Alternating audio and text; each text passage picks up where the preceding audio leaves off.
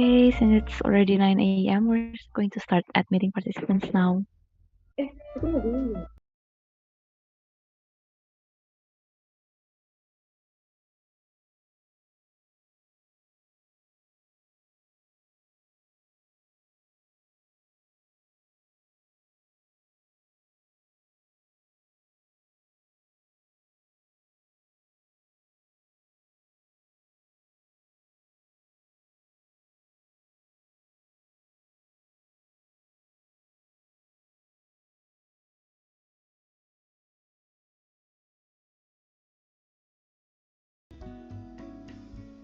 So nice to have everyone here.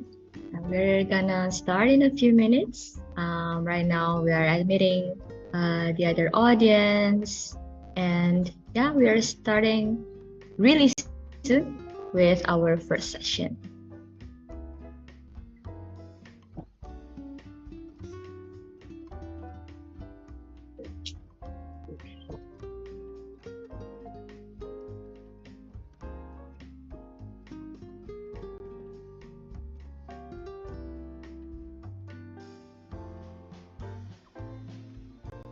So I see a few familiar names, and some students, but more about more parents, I think.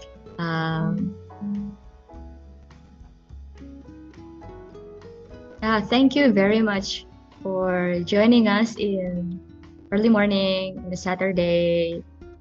You can actually choose to just lie down on your bed, but instead, you come here because I'm sure you're excited to know more about university application, preparing for your application, and making sure that you have all the preparation that you need for a competitive university application process.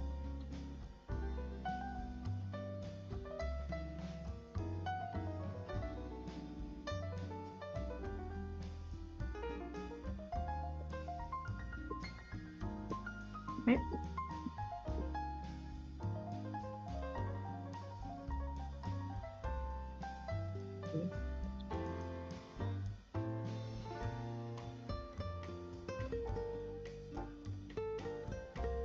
Welcome for everyone who just joined us. You're just in time for our session. We're gonna start in a minute. So grab some drinks. If you're still having your breakfast, that's fine. And also bring out your questions, I think, because today we have such a special guest speaker.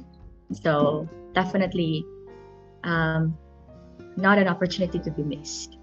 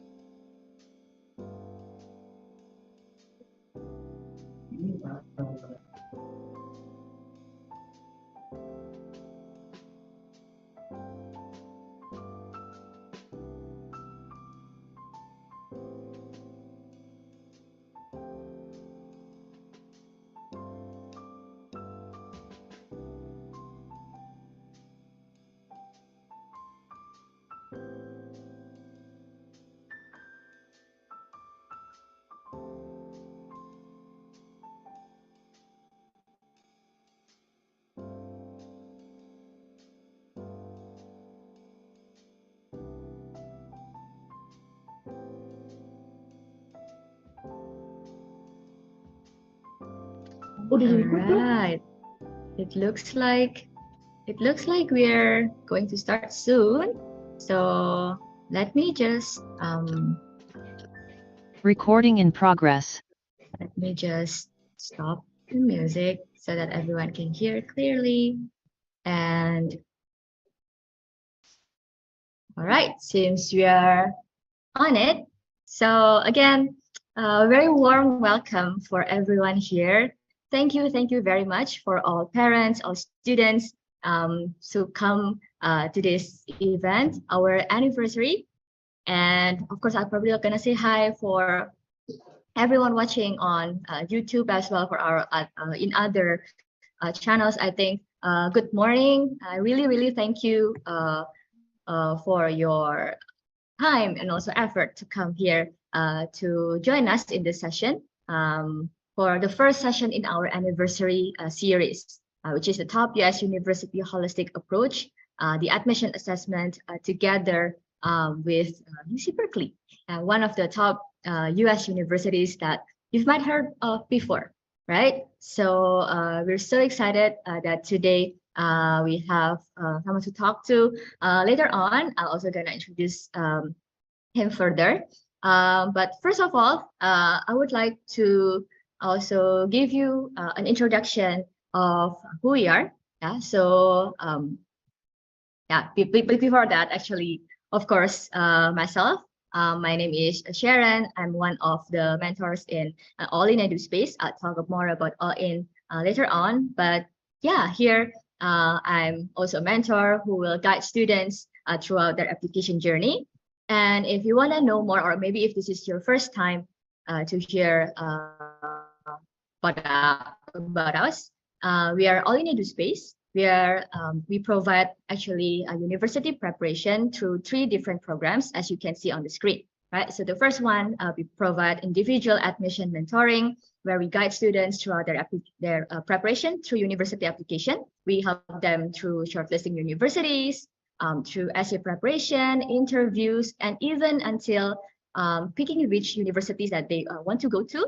We help all of those processes through one-on-one and individualized mentoring. And besides, we also have some career exploration programs, because we believe that just getting into universities, it's just a start, right? We want every students to know what are their potentials, what are their interests, like what are the potential dream career that they have. So we help them through different immersion programs, such as you can see on the screen. We have business immersion program, science-oriented research program, and also community empowerment programs. If you want to have more information about that, definitely feel free to contact us later. And of course, last but not least, we have some academic preparation courses, because we believe that good academics is also one of the key. Yeah, so we have subject tutoring, we have SAT or ACT preparation that would definitely help you to succeed in your university application. Right, and we're so grateful to be able to share with all of you this year's acceptances from our students. So these are the universities that our students that we mentor that got accepted to. Yeah, of course, we have some Berkeley acceptances, and then actually, if you look at through this, it's not only US universities, but we also have with UK or even Asian universities. But most of it, we also hope that we can help all our students to get into top and competitive universities. Yep, and before we go through actually with all the steps and all the things that we need to prepare for top US university admission process, we would also like to show you like some 4 pillars that we believe would be like the key to a top university preparation wherever it is. Yeah, so of course we will start with the academic performance, where definitely you will need to perform well and with the utmost rigor in your school, including having the best preparation for your standardized test, but also to pair it up with enough exploration, meaning you put some effort and time to identify what to pursue in the future, right? And that would definitely help you to pick what's the right major that would help you to succeed in your career, right? And all those combinations of your interests, of your academic interests, of your hobbies even, that would bring up to your personal brand, which is what's a unique aspect that you have, right? And all of these you will have to communicate throughout your application, and that would definitely be supported by a good writing skill. So definitely this is something that we help in preparing as well. We help in all the academic performances through the prep courses, exploration through the programs, shaping up their personal brand and helping you throughout the essay writing process. Okay, so maybe you're so impatient to get to know our speaker for today. So I'm gonna invite and say hi to Pete. Hi there. Hey. Would I be able to introduce myself? Yes, Okay, please. great. Yeah, so I think everyone's looking forward to know who are you and like what you're gonna talk about today. Great. Well, thank you so much for that introduction, Sharon. My name is Pete Smith. I am the interim senior assistant director of admissions, overseeing all international admissions and international processes within the Office of Admissions at UC Berkeley. It's an honor to be here today. I look forward to sharing the knowledge of Berkeley and hearing what questions you have for me. If you can go to the next slide, Sharon, that'd be great. Right. All right. So yep, we have Pete to talk with us today. Yeah. So I think just a very quick outline of what today's presentation will be about. So we'll get to know what UC Berkeley is, and then go throughout the admission process, and actually to talk about what really catches like the admission officer's eyes through your application. And finally, we'll talk more about like how even like parents or schools or teachers can actually support students. So yeah, since we have Pete over here, I think you are the best person to talk more about what UC Berkeley is and give us a glimpse about like what UC Berkeley is. You really would like to know. Yeah, for sure. If you can go ahead and move forward to the next slide, that would be great. So, we're going to share a little bit background information about UC Berkeley, but I think the bread and butter of this presentation, the most helpful part of this presentation is going to be talking about the application and how to make yourself competitive. So that will be the majority of what we speak about today, but it is important to add some context and let you know what UC Berkeley is all about. So from a group of academic pioneers in 1868 to the free speech movement in 1964, UC Berkeley has long been a place where the brightest minds across the world come together to explore, create, and improve the world. Our institution has founded and maintains relationships with 3 national laboratories across the USA, including Lawrence Livermore National Laboratory, Los Alamos National Laboratory, which you may or may not have heard of before, and we even have a national laboratory right on our campus called Berkeley Lab. And we played a prominent role in many scientific breakthroughs, from the Manhattan Project, where we ushered in the atomic age and the nuclear age, to the discovery of 16 chemical elements on the periodic table. If you look at the periodic table and you look at the very bottom of it, you'll see a few elements that might sound familiar, I suppose. There's berkelium, which was discovered on our campus. There is californium right next to it, if you don't believe me. And one more common element that most people recognize is plutonium. That was also discovered at UC Berkeley. And we've also played a prominent role in breakthroughs in computer science and genomics. So Berkeley's long been a leader in the field of progressive research in science and technology. Before we jump into more about our institution, it's important to understand what our mission is. So we are a public institution as opposed to a private institution, like the Ivy League schools, Stanford, Harvard, Yale, and so on. And what that means is that our private responsibility as an institution is to first serve the California public. We are a public service, and it is our mission to serve underrepresented minorities within our state and underrepresented backgrounds. So, and to provide a high quality education to all individuals within the state of California. So that first and foremost is the mission of UC Berkeley. And to put that into perspective, to help you understand that, what we're doing to really walk the walk and talk the talk, I prepared a few numbers for you to share what we're all about. 38% of UC Berkeley students will graduate, will pay absolutely nothing out of pocket due to scholarships and grants. 43% of our admitted students will come from underrepresented backgrounds. 1 out of 4 students on UC Berkeley's campus will be the first in their families to earn a bachelor's degree. We have a 97% retention rate and a 92% graduation rate. And as a global university, we have individuals from over 100 different countries represented on campus, and over 20 different languages are spoken. And that includes indigenous Native American languages as well, like Navajo. So that's just a quick snapshot of our university, what we're doing to walk the walk that our mission states. Sharon, if you could please go to the next slide. Yes. Our alumni and faculty count among their ranks 114 Nobel laureates, 30 Pulitzer Prize winners, 25 Turing Award winners, and 19 Academy Award winners. And I mention this not just to brag about ourselves and talk about our accomplishments and all these things we have under our belt, but to further emphasize the fact that these are individuals you will be going to class with, and these are individuals that you will be learning from. Our teachers are Nobel Prize winners. These are people you will be sitting in chemistry class with, psychology class with, and listening to them speak. You will be conducting research alongside these highly accomplished individuals. So that's why we mention these statistics and awards at the top of our presentations. Our alumni are also widely recognized for their entrepreneurship.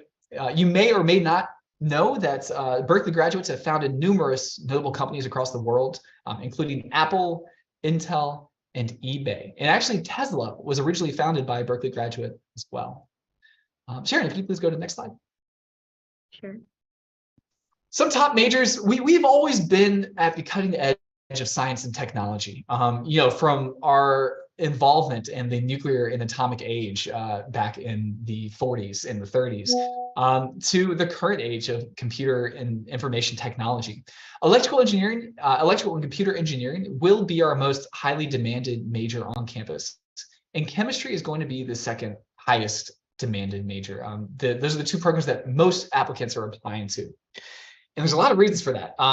Electrical and computer engineering is arguably our best resourced program. And that has a lot to do with our location. Berkeley is located right next to San Francisco in the Bay Area of California. And we are a short drive from the tech capital of the world, which is Silicon Valley.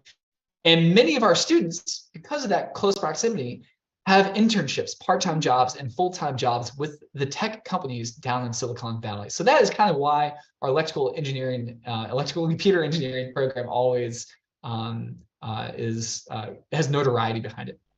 Chemistry, I talked about our accomplishments within that field, and those speak for itself as to why that is such a highly accomplished major. The next three on the list that you see, cognitive science, integrated biology, and psychology, all play into medical school. These are programs and majors that sets to be about our acceptance rate. We are known as, we are what you would call a highly selective institution, and it's because our acceptance rates hovered around 10% every year. We last year received 128,000. And later on in this presentation, we'll unpack a little bit about what those numbers mean and how you can stick out among the crowd, right? So, Sharon, please go to the next slide. Sure. Thank you so much, Pete, for, wow, that's such an amazing introduction of UC Berkeley. And of course, I think everyone would be so curious about like how to actually get into UC Berkeley and become a student there. So yeah, could you maybe explain more about the admissions process? Yeah, absolutely. So the first thing to note is just going to be the time.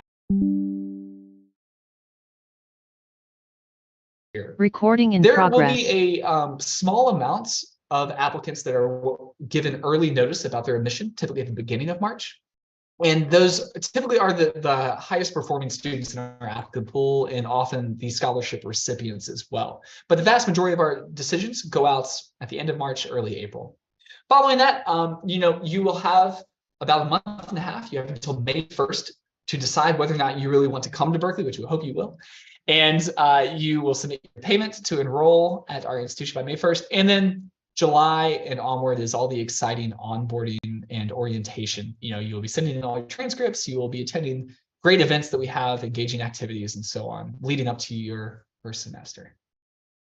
All right. So yeah, that would be the timeline. And right now, yes, we look at the not recording in Berkeley. progress. It might be at some other institutions, but to be eligible at Berkeley, you have to have a high school diploma from high school.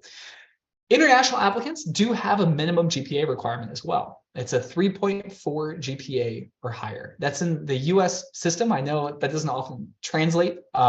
If you're in an IB curriculum, that's typically 5s, 6s, and 7s. If you are completing A levels, that's typically C's, B's, A's, and A stars. What other curricula am I missing? If I think about it, I'll let you know. But just to give you a quick idea of where you fall within that. Of course, also as an international student, you will need to prove English proficiency. However, we truly try to make it as unchallenging, as less of a barrier as possible. We will, if English was your language of instruction throughout high school, we recognize that as English proficiency. You don't have to submit an English proficiency test. So that's one great thing about the English requirement at Berkeley, I suppose. Thanks, Sharon. If you could go to the next slide.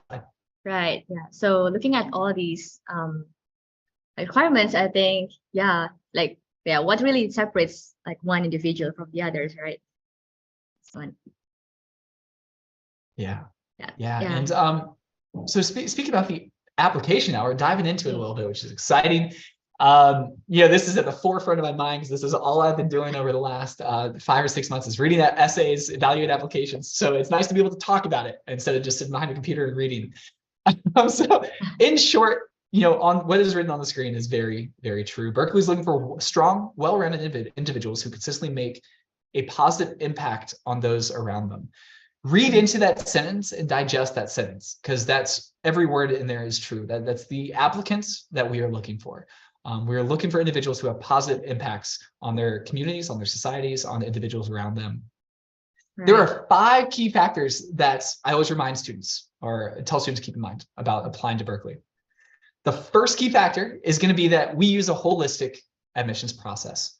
And I want to define that because many institutions define that in different ways. For Berkeley, a holistic process, what that means is we take your academic factors, so your grades, your test scores, and we take your non-academic factors, everything else you're involved in the world, and we weigh those 2 things completely equally. We do not value academics over extracurricular activities, and we don't, or vice versa. They're weighed equally.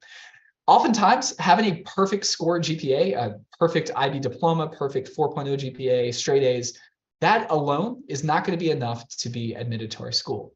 We're looking for individuals that are involved in a variety of extracurricular activities, whether that be familial obligations, community volunteering, or sustained involvement in a hobby. We are looking for strong, well-rounded individuals who make a positive impact on those around them. Right. So that's the first part. That's the first thing I like to mention. We use a holistic process, and we truly stand behind that. So please keep that in mind. The second is that we are test-free. You do not need to take the SAT or ACT. And in fact, we don't even consider it if you submit it. We don't look at it for admission. We don't look at it for scholarships. Your test scores will not be considered if you submit them. And the reason we've done away with that is our institution is trying to become accessible. We are trying to remove barriers for students to apply to Berkeley. We recognize that taking the US college entrance test, the SAT, as an Indonesian student is ridiculous. You did not go through necessarily the same curriculum and the same atmosphere that we were raised in the USA, and so to have international students complete those requirements is just absurd. So that is one reason we have removed that as a barrier. Number 3 is that there is one application for all of our campuses. We are the University of California, Berkeley. There's also the University of California, Los Angeles, UCLA. There's UC Merced. There's UC Davis. There's 9 of our campuses. And there's one application for all of them. You don't have to submit one application to Berkeley and then submit one to LA and then one to Merced, one to Davis, so on. We try to make it as easy as possible. If you submit one application, you choose the campuses you want to submit it to, and you send off the application. That's number 3. Number 4 is that letters of recommendation are not required, nor will we review letters of recommendation if they're submitted. That, again, is a way for us to remove further barriers in the application process. So no letters of recommendation. And the 5th thing, which we'll be talking about more in just one second, is that your personal insight questions, essentially the essay questions on the application, are going to be where you will want to spend the most part of your time. That is the best opportunity for us to get to know you and really where the application decision is made. Whew! All right, that was a mouthful. I'm sorry, I know that no worries. There's limited information on the screen. So if we could go on to the next slide, Sharon, that'd be great. We can jump into some of these details. Right. I'm just gonna have like a very quick recap for what you have just mentioned, right? So there are 5 things. Like the admission is holistic review application. It is test free, so no SATs would be considered, one application for all, letter recommendation free, and then essays are your best opportunities to explain more about yourself and give insights to the application officers. I was worried I was not being articulate enough and getting those points across. You have a great memory. Hopefully I think everyone definitely can get it. And then, yeah, so, but I think that's really a good reminders of like, okay, so if we have all of those things, then how about like the, getting into UC Berkeley with scholarship? I think that's something that probably everyone would like to know, right? So what do you think about this? That is one of the most popular questions we receive from every student, but also international students, And before jumping into this, it is important to note, and we like to hit this home for every applicant to UC Berkeley, that being selected from scholarship is highly, highly competitive. You're already applying to a very selective, highly selective school with a 10% admit rate. And our scholarship recipient rate is around 1% to 3%. For international students, the scholarship number is even lower, and that is going to be 0.1% to 0.3% of our admitted international students receive a scholarship.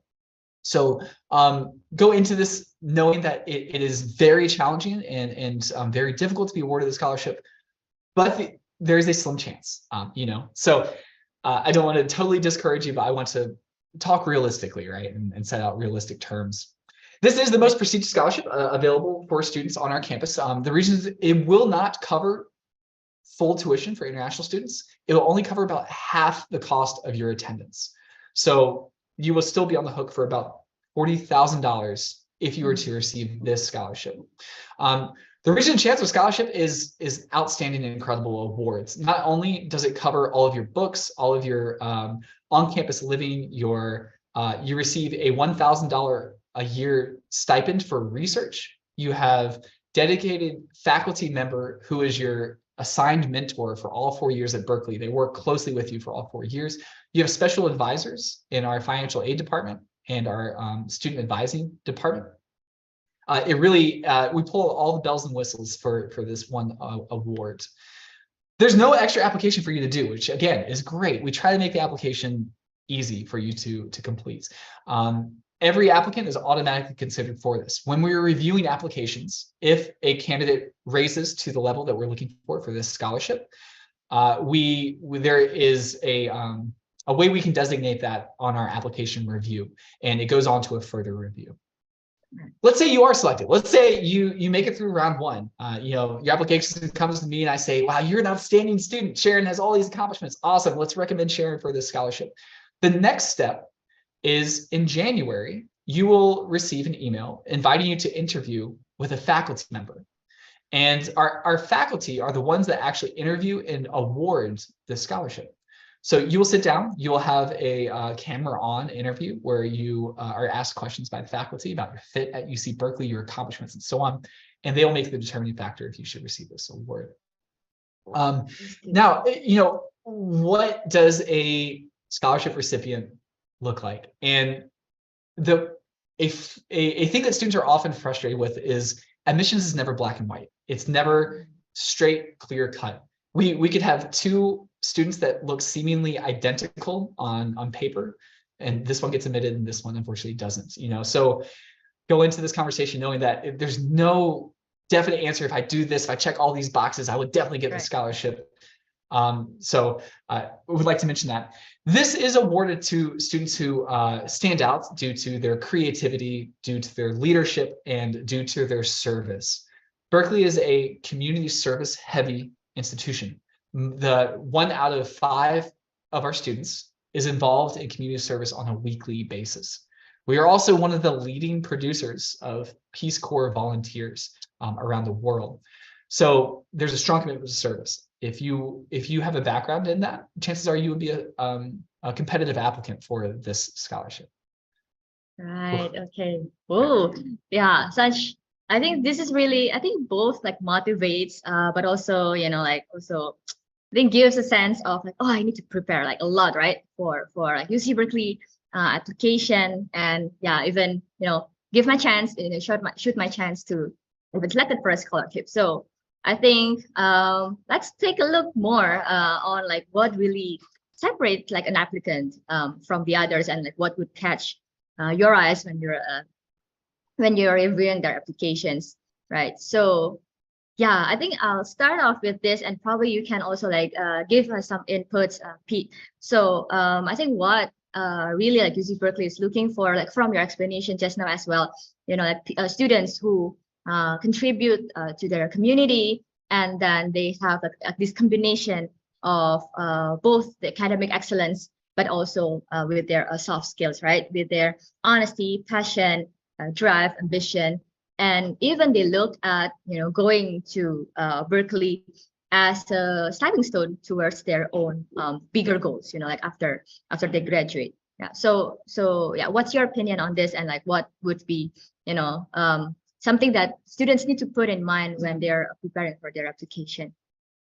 Great. Thank you, Sharon. In the one way I typically answer that when students say, what is a Berkeley admitted student? What does that look like? And there's a special quality among admitted students. And typically they're individuals who see, to quote what's on the screen, they see Berkeley as a stepping stone. They don't see Berkeley as the end to their goals, right? They don't see like, oh man, if I get into Berkeley, then everything else will be okay and everything's fine. They're individuals that see it as a place they will temporarily go to gain more knowledge in a field they're interested in, to achieve goals in their life, to achieve what they want to achieve. They have an idea of the path they would like to follow. So that's what I mean by mere stepping stone in the larger process. We're looking for well-rounded individuals. You're involved in a variety of different things. I don't want to get ahead of myself. I can't remember if the next slide has more information on this. I'll just go ahead and mention it now anyways. Yes. It is, this is no, that's okay. Okay. Sorry. No, that's fine. No, that's good. That's good. You can go to the next slide. You can go to the next slide. Okay. Yeah. I think this is like, Yeah. So the best advice I can give is, I want to choose my words carefully.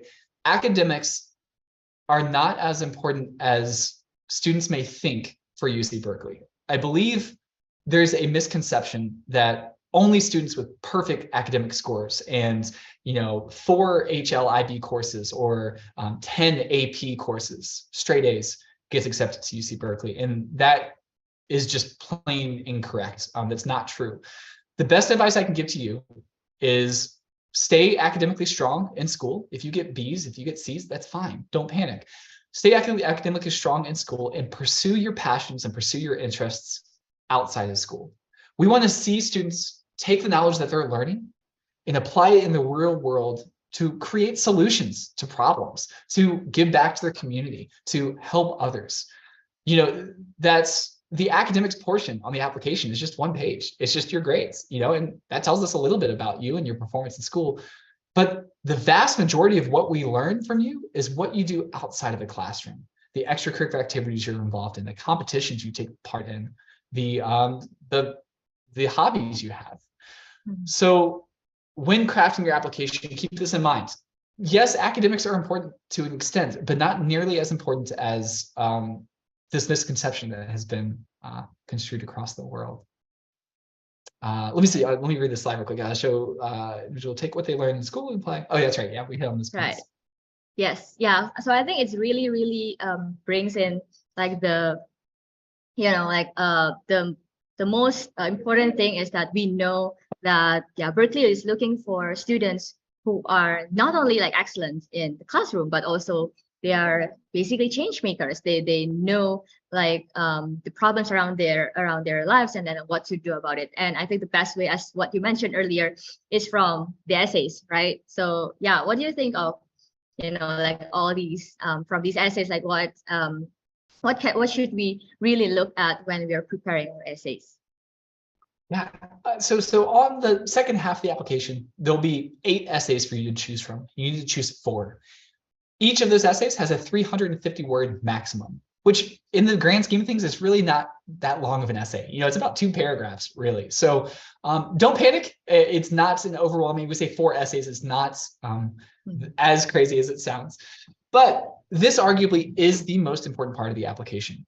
Like I mentioned, up until this point with your grades, it's all quantitative. It's all data, and we're just looking at numbers. We're looking at, where other information that is all quantitative. The personal insight questions, personal insight essays are going to be the qualitative part of the application, where we learn about who you are as an individual and what you bring to the table. This is where we determine if you'll be a good fit at UC Berkeley. So you will want to spend the most time on this part of the application. It's a great opportunity to provide context. So what we mean by that is, let's say your 3rd year of high school, you got a D in this one class, and the rest of your grades are all A's and B's. You're a great student otherwise. Personal insight questions is where you can talk about that. You can talk about how difficult math, calculus, or whatever it was you were taking, how difficult it was for you that year, and explain the drop in your grade. That is what we're looking for. We're looking for students to take ownership and explain extenuating circumstances. At the end of the day, we, as readers, we have hearts. We're people. We understand that life happens and people aren't perfect. So go into these essays knowing that you can provide context, you can share your life stories, you can be honest and say, I was dealing with mental depression my junior year, and my grades slipped because of that. I was not in a good place mentally, and it affected my grades. That is what we're looking for. So it adds context, helps us better understand who you are. Also, these can, these are great opportunities to talk about your experiences, your interests, and your contributions to your school and community. We're going to talk about each one individually, right, so you can get a better idea of what that means. Right. Yeah. So definitely, let's take a look directly at the questions. Yeah. So yeah, the first one. These are I think I can show the first 4. Do you have anything to specifically say about any of these prompts, Pete? Yeah, absolutely. It's a lot. So what I'm going to encourage everyone, you have to read all of them. For those of you that are in the presentation, I'll encourage you to read the bold letters in there. That's really the theme of each essay. And once you get the theme, you get the idea of what we're asking. When you're reading the personal insight question, take that theme into consideration, digest it, think about it a little bit, and then think about the different ways that you can approach it. For leadership, for example, leadership doesn't have to be traditional leadership. Not everyone is going to be the president of their school government. Not everyone's going to be the captain of their football team. There's another type of leadership as well called non-traditional leadership, and that is just as valuable. Non-traditional leadership is, for example, maybe you have to take care of your younger sibling after school every day. So you can't go play soccer because you have to go home and you have to babysit, and you have to tutor. That's leadership. Talk about that. That is taken away from, or it is part of your life, which is not allowing you to pursue other extracurricular activities that you normally would be pursuing. Talk about those things. Tell us about your story. Tell us about your background. I'll leave leadership there. The rest of it is rather self-explanatory. The next one is, the creativity question. And I'm going to say 70% of people who choose this one will choose it to talk about art. And sometimes we'll get music. It's important to know that creativity goes way beyond those 2 things. I am horrible at everything regarding art. I cannot paint, I can't draw, I can't write. So that's okay though. Creativity comes in many different flavors. If you're into science and technology, creativity might be coding. Coding takes a lot of creativity to design special codes and to create apps and so on. You can talk about that within the creativity app. This can also be applied to problem solving. There's different approaches to solving problems in life, and talk about a creative approach you took to solving that problem. The next one, I'm sorry, I have 2 screens going. I have some notes that I'm reading off of here and looking at y'all here. But the next one, of course, is going to be the significant opportunity or barrier that you've encountered. And you're going to want to address anything that has added value to your educational experience and better prepared you to enter into college. This is a good opportunity to talk about honors classes that you might have taken or academic enrichment programs. That might be like an extra, an after school tutoring session or a math Olympiad or a science Olympiad or a competition related to academics. Yeah, I'll leave it at that. And then the fourth one, I know I'm kind of flying through these, I'm sorry. I hope I'm not talking too fast. The fourth one is going to be, what would you say is your greatest talent or skill? And you'll want to talk about why your skill or talent, why is it meaningful? You know, what kind of meaning does it bring to your life and why is it important? It's not, I want to get it out of everyone's head that you have to be a perfectionist to get into Berkeley, and that's not true. You know, again, back to being a perfectionist, people think that, oh, just because I don't, I'm not the #1 piano player in my country, I don't want to mention my piano hobby because I don't do anything with it. And that's not true. We just want to learn about what you're involved in and how you have developed those talents and hobbies over the year. You don't have to be the top player in your sport, the top performer in your hobby by any means. Just talk about your talent, your skill, and be honest with us. Sharon, can you go to the next slide? Unless you had more questions about this. But yes, there are other 4. It's probably pretty tiring, but I think, yeah, I think this is really make everything clearer for us. Great. As we further unpack these, I also want to make the point to mention that all of these are given equal weight. Choose the ones that you can write about the best and the ones that speak to you the most. Just because you think we need to hear a leadership answer or response doesn't mean you don't have to answer the leadership question. It's not, it's given equal weight to every other questions on the board. So bear that in mind as well.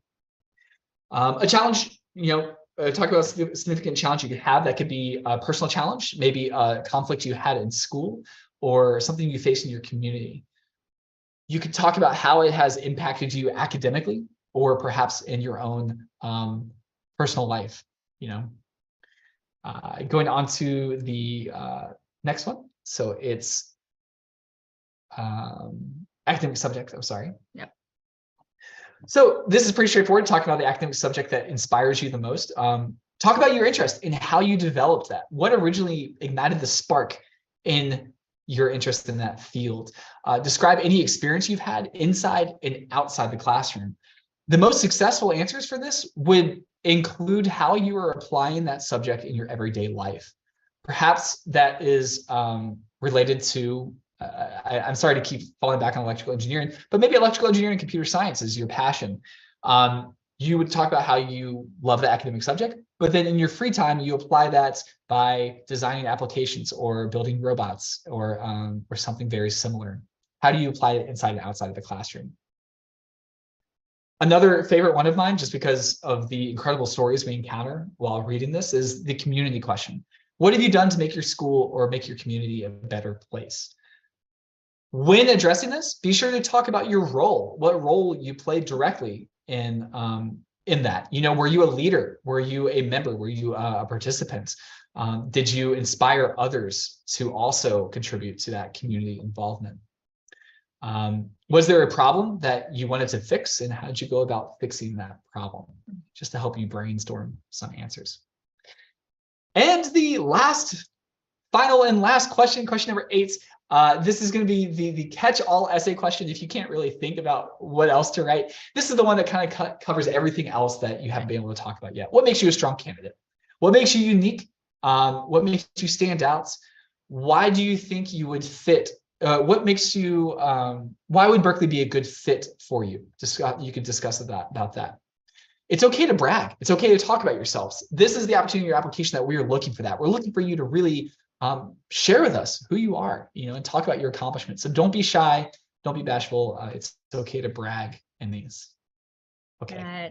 Wow, that's an extensive explanation of like all of these, all these personalized questions, which I think is would be really useful for everyone of the audience here. And yeah, probably I'm just going to summarize everything that you mentioned just now, Pete. That we really want to show like how's our personal growth, right? Like how we do overcome like all the challenges that we have, all the challenges, all the difficulties that the students have, and like what they basically learn from all those challenges, right? So I think yeah, probably this hopefully will like cover all of your explanation just now. And I think because of time as well, I would like to continue a bit on like the tips, and after this we will look at the real example, right? And I think we kind of have like some opinions on that too. Probably this is also like just for information, like I think this is what us in like all the mentors also do. And even like if you're a student that are preparing for your UCSAs maybe pretty early, which is I think like is also encouraged for all of you here. If you're in grade 11 right now and if you're already thinking of like applying, maybe these are the steps that you can actually do even from now, right? Which is first of all coming from reflecting on your own personal experiences, right? Like what have you done outside the classroom, as Pete mentioned, like what are your interests, what are your aspirations later on. And then like we're trying to help students as well in reviewing their personal qualities, right? So like what I think I like to think it as, what are the adjectives that your friends or your teachers or people around you would just put on you, and like how would you prove that? And like if you're someone that is energetic, like how would that be shown through your activities, like through your high school years, right?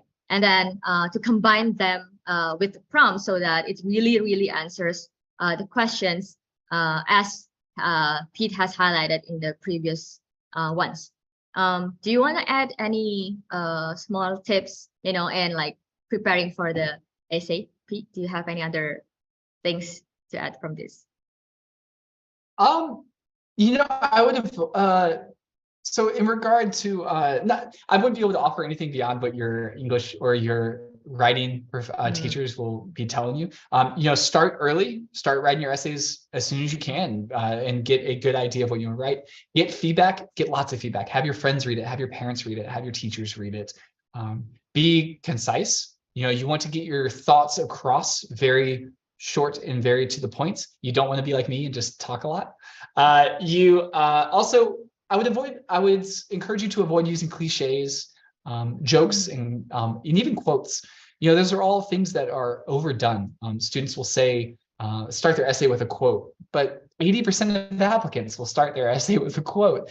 We want to hear your own words, talk from your own experiences. So avoid using those specific things. Right.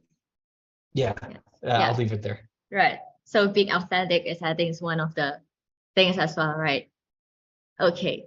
Right. So yeah. So I think we are also like going to share, and again, this is what I think if you're a student looking for like some guidance or like some help in what to prepare your essays, like this is what we also do in all in.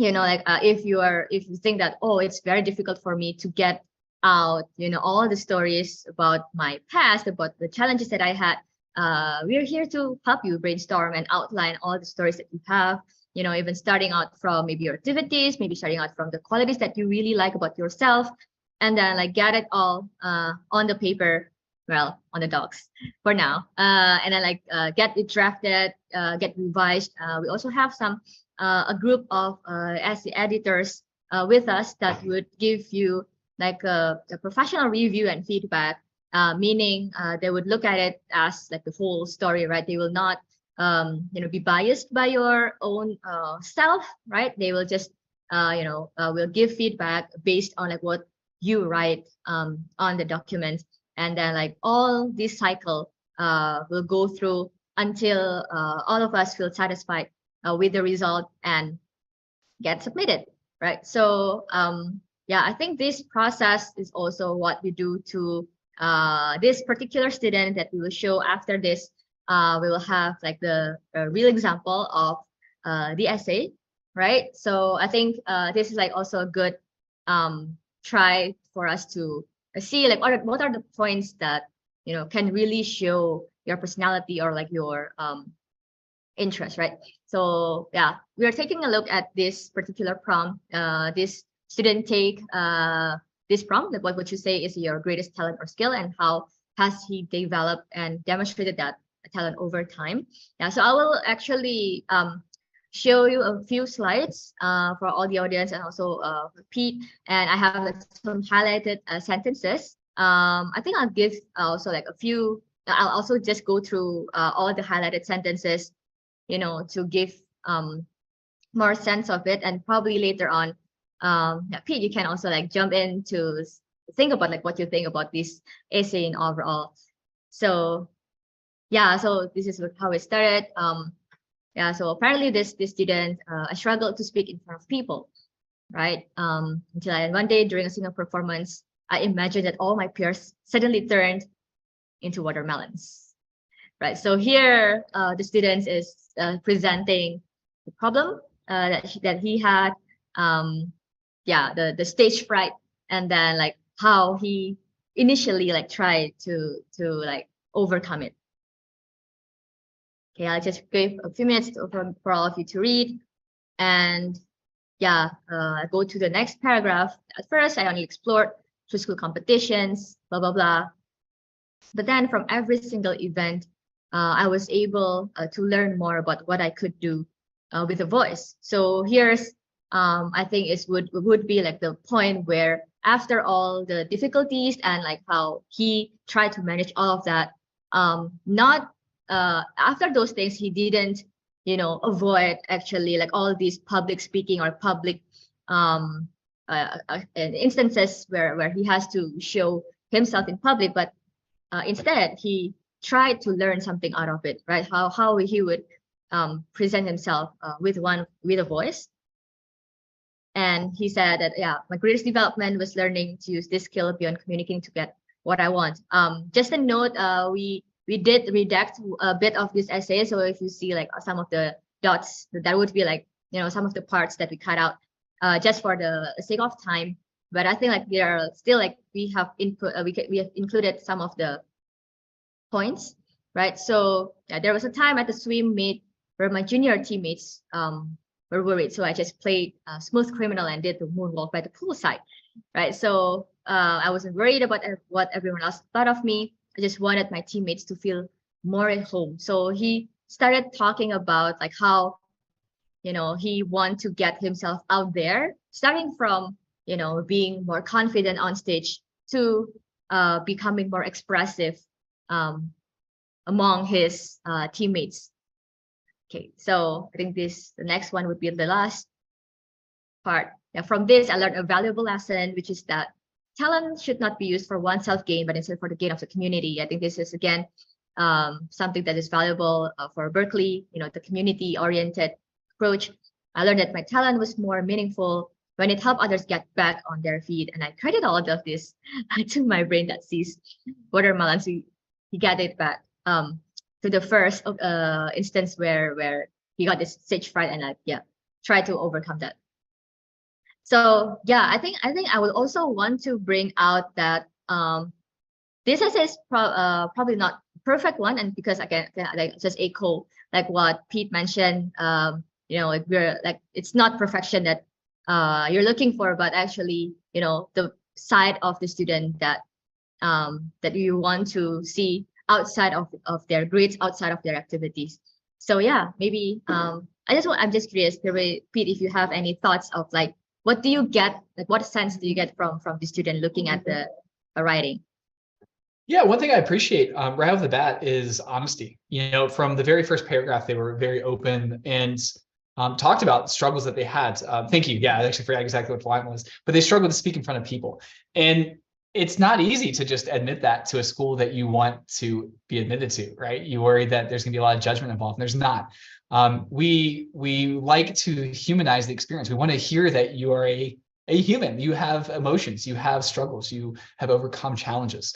So I appreciate the honesty at the start of this. I also really appreciate the watermelon statement. It got a smile from me, which, you know, it's not a very important part of the essay, all things considered, but as someone reading your application, I appreciate that because it's a brief moment of of a smile in the Right. otherwise Put in some humor large there. pool of applicants. Exactly, just a little bit.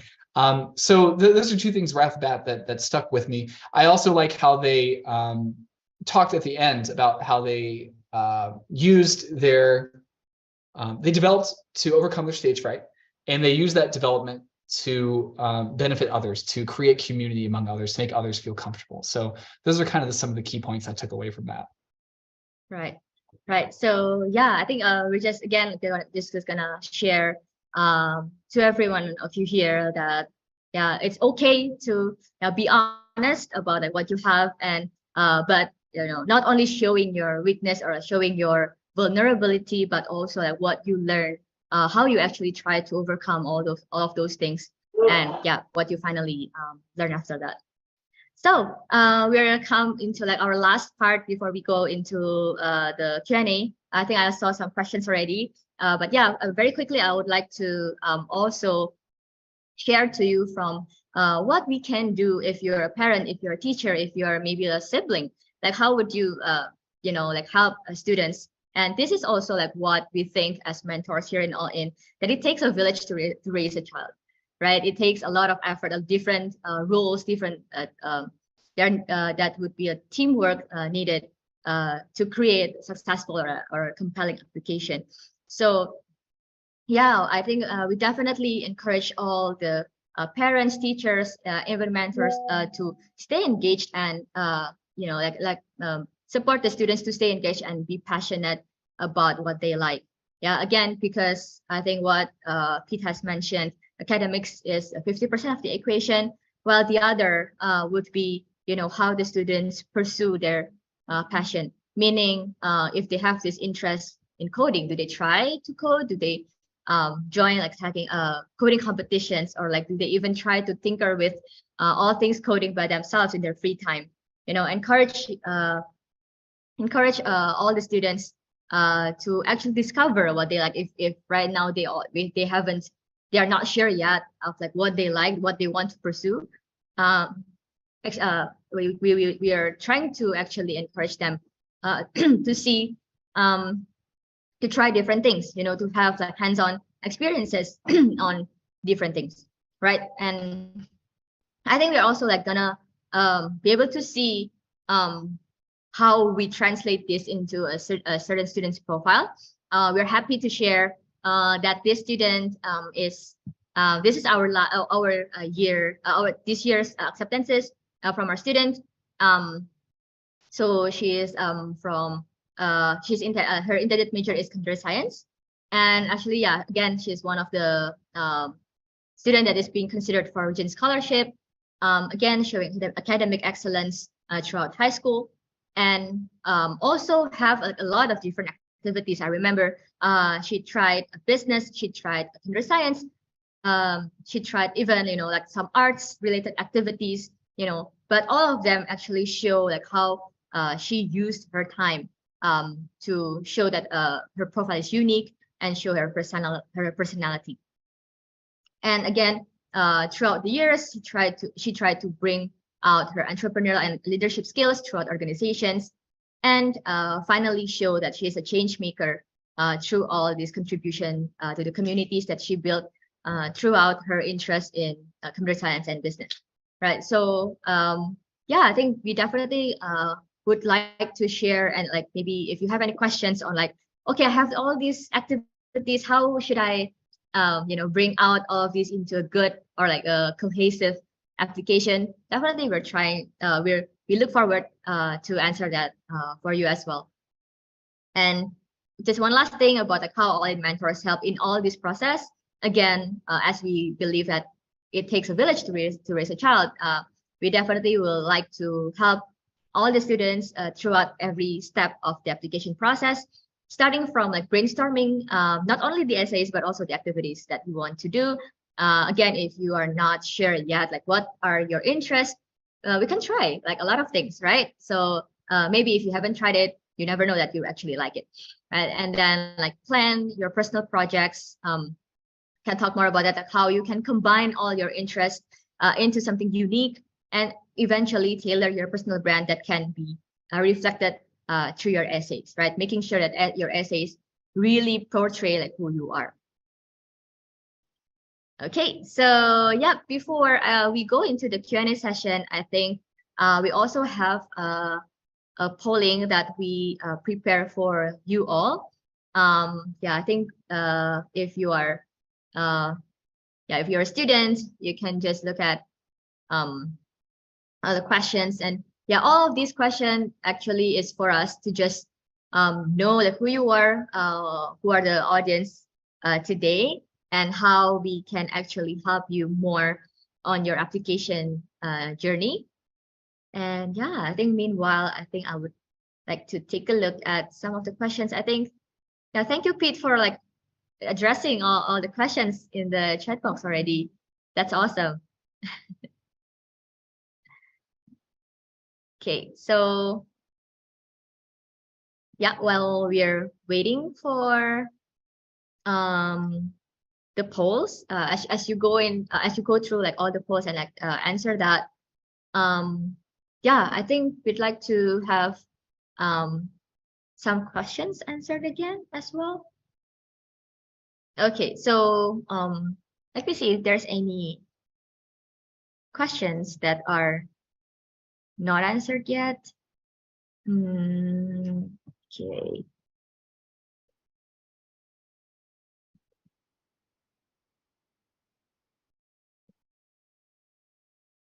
Okay, so I think yeah, I'll address some of the questions here. That is probably would be also helpful, hopefully, from all of this. So for example,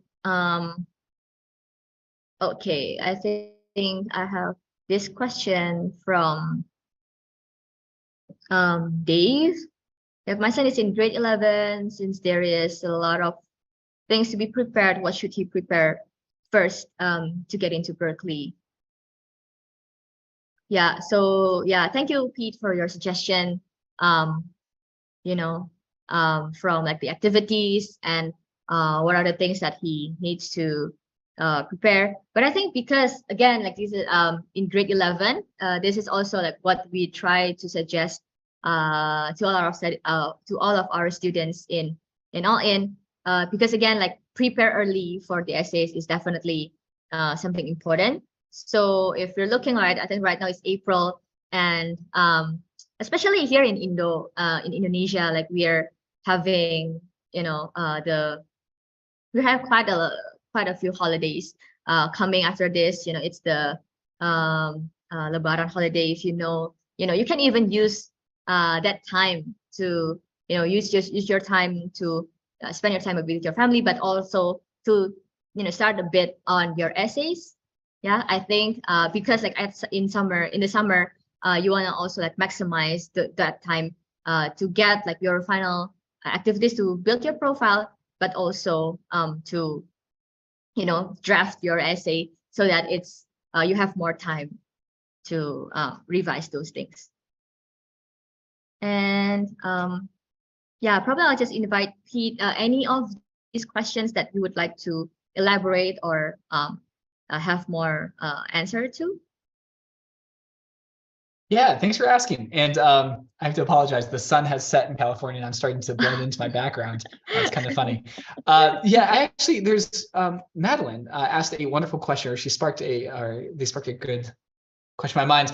Oftentimes students will ask the question, are there minimum requirements for certain majors on campus? If I want to pursue engineering, do I have to take chemistry? Do I have to take HL mathematics and IB? And the short answer is no. Berkeley does not have any prerequisite requirements to enter into specific programs. So choose programs that align with your interests and align with your passions. I will say, if you do hope to go into engineering, taking coursework aligned with engineering, mathematics, and chemistry, and so on, will help you to be successful in college, and that's important to acknowledge. But if you want to go into psychology, you take courses that you want to learn in high school. You can take music courses, you can take art courses, you can take English courses, and so on. There's no required coursework for specific programs. I'd like to acknowledge that. EY asks, does UCB, is it okay if I voice these questions out loud? Is that okay? Sure. Okay, I mean, great. like, no worries. Yes. Great. So EY asks, does UCB open for only one-time application on August 23rd? Is there any early action, early admission? Our application opens on August 1st, and you have to submit the application between October 1st.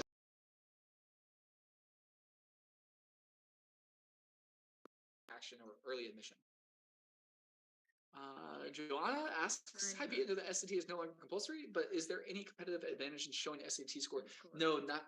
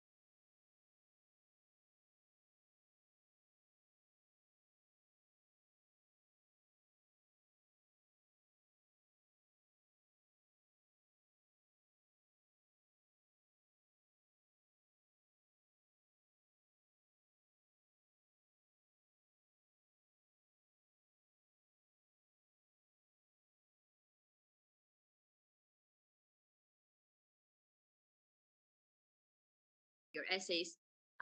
Yeah, definitely like, having a buddy, to help you brainstorm would be amazing. I don't know if you have maybe your teacher, maybe your friend, maybe anyone that you have for brainstorming. That would be great.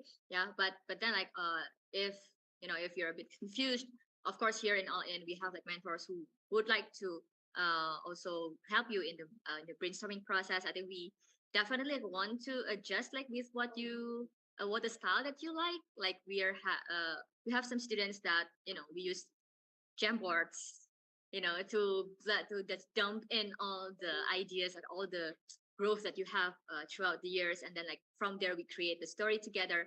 Or maybe we go back to your CV or like your profile and see like what are some activities that you would like to highlight, which is like really memorable for you, and where you can really showcase like your personal growth from there. So I think it's just a bit of additional things to address from there. Okay. Yep. Anything else that you want to address, Pete, from the questions?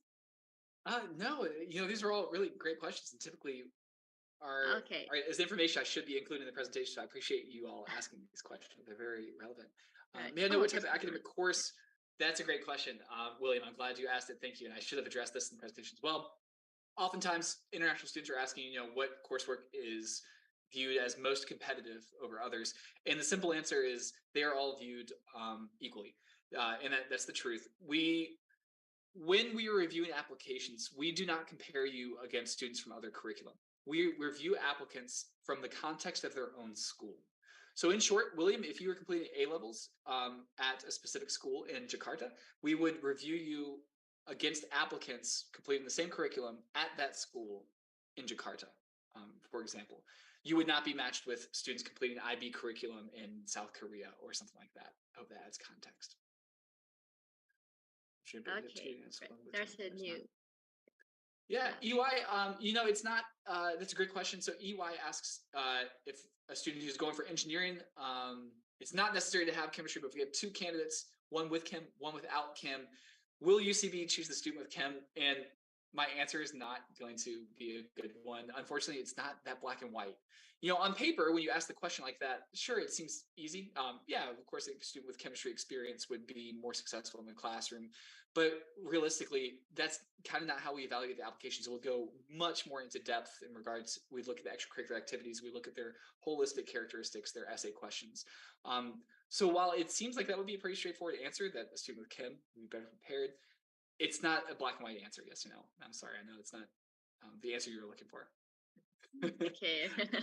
Right, but yeah, I think as we go through like the final questions that we have for this session, definitely like I'm really thank you all so much for your enthusiasm for this session. But yeah, I think I'm just going to also like say that we have another exciting session right now from like other universities. So if you're also interested in other universities outside the US, we're trying to talk with like, all the officers from these different universities about exploring in-demand majors. Yeah, it's coming right after this. And yeah, I think we also like would like to see like what do you think about like, our session? What other things that you would like to hear from us?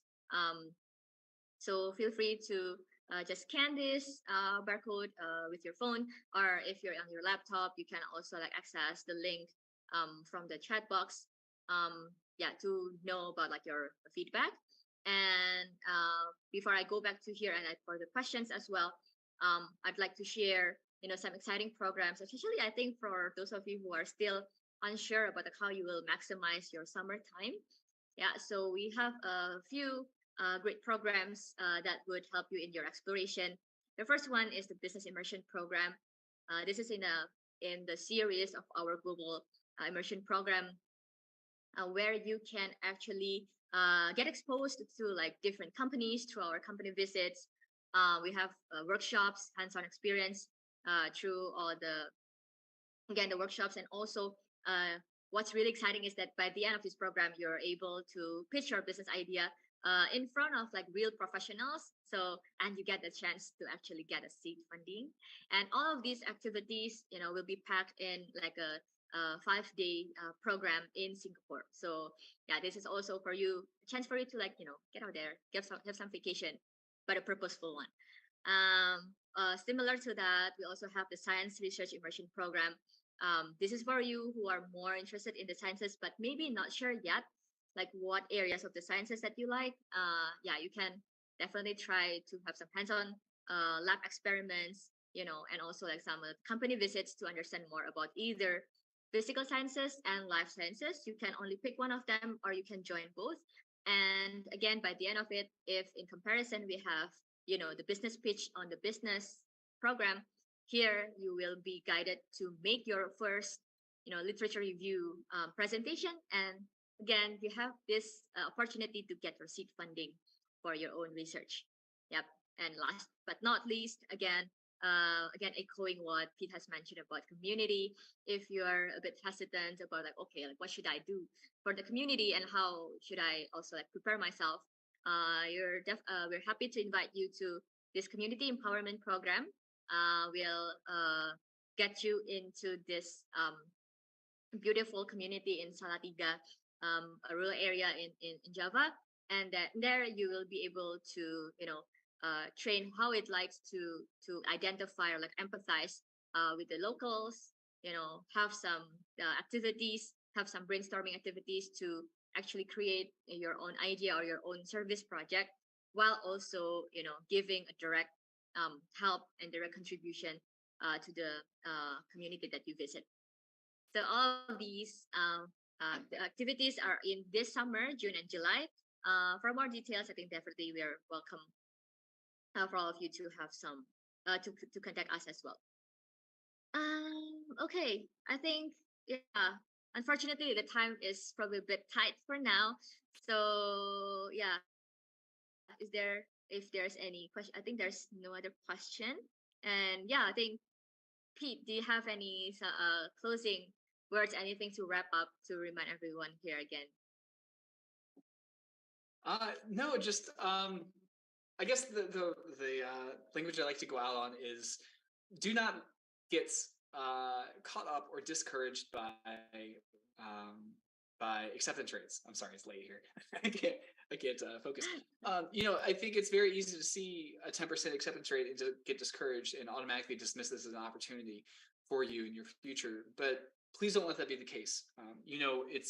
We evaluate students on from a holistic lens, and we truly take into consideration all backgrounds, all walks of life, and all accomplishments. So don't let that discourage you. And the last point of advice I'll give you as an admissions counselor in general is avoid choosing a university simply based on name and simply based on reputation of word of mouth.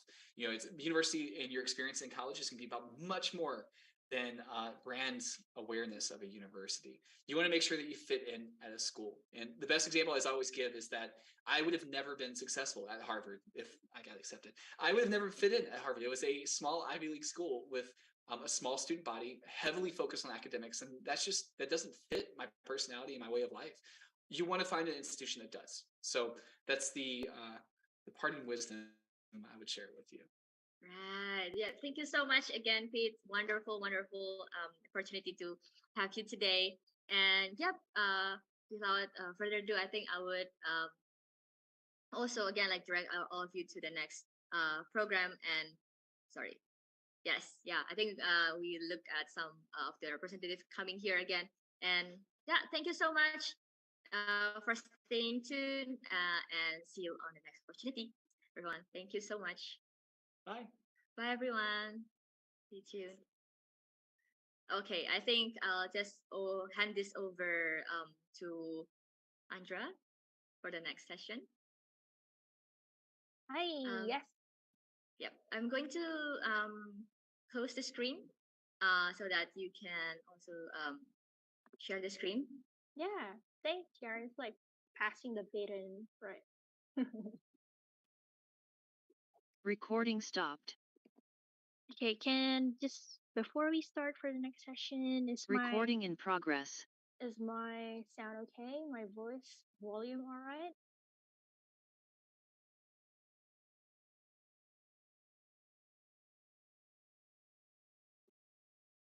Okay, excellent. Thank you so much for everyone who gave those thumbs up. So we'll start at 10:30, everyone. So I know some of you, just finished watching the first session. So make sure you go for, I don't know, toilet break or, grab coffee or tea, drink some water. Yeah, just before we move in, go into the next session.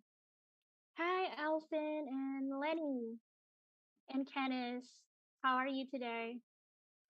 Hi, I'm good, thank you. Hi, everyone. Morning. Morning. Morning. Okay, I'm just gonna share my screen. Let me just prepare. Okay, let's start.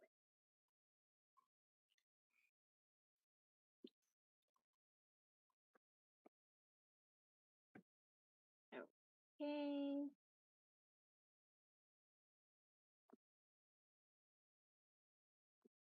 Excellent.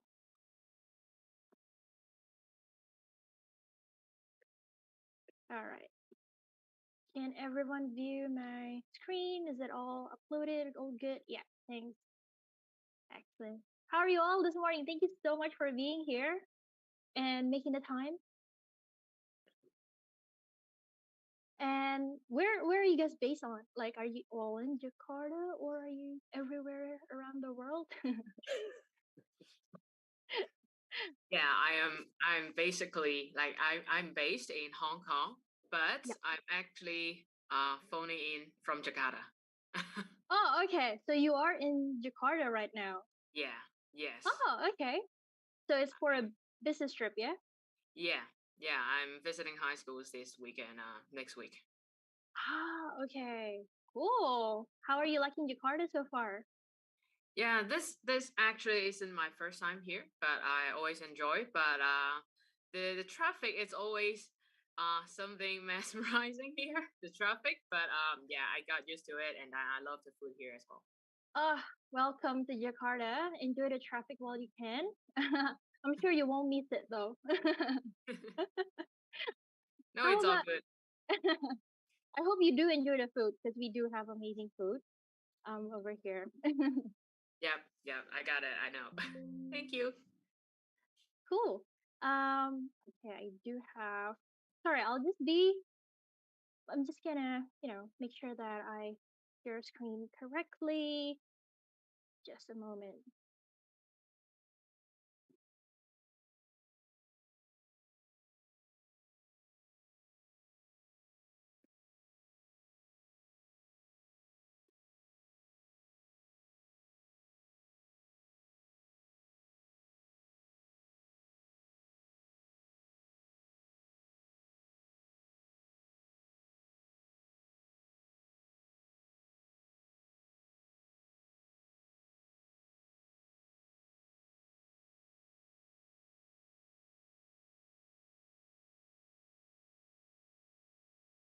Okay.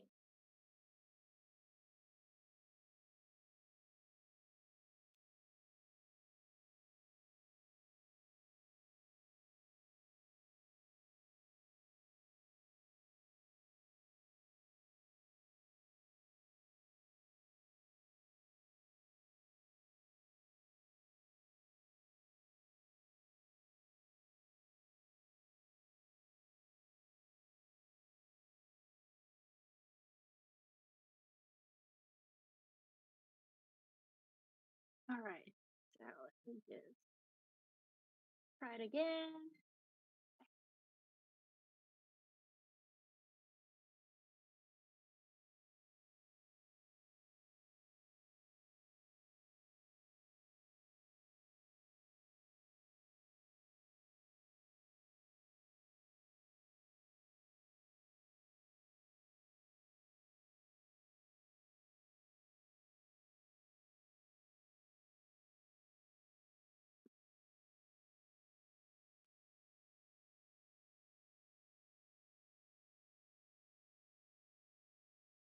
Okay.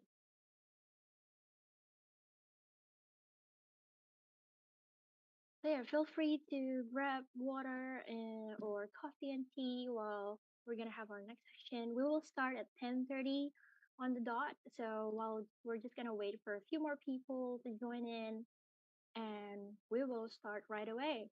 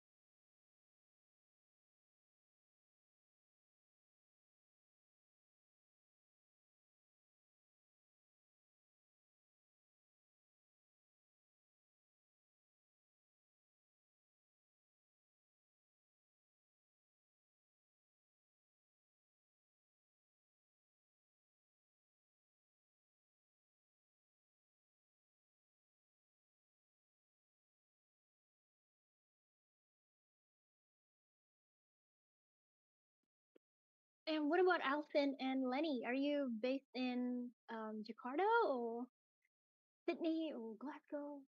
I'm based in Jakarta. I'm actually in Bekasi. Oh, you're in Bekasi. Okay. We're okay. Good. Good to hear that. And what about you, Alvin? Actually, I'm based in also in Jakarta, and but right now I'm still in Yogyakarta to do some activities as well. Oh, okay. So has it been a busy week for all of you? Well, we try to very busy, I think. You try to? Okay, so it's adding more works. Yeah. Thank you so much for being here though, like early morning on a Saturday. Really appreciate it. Yeah, no problem. So it's just Kenneth as well. You're also in Jakarta, yeah?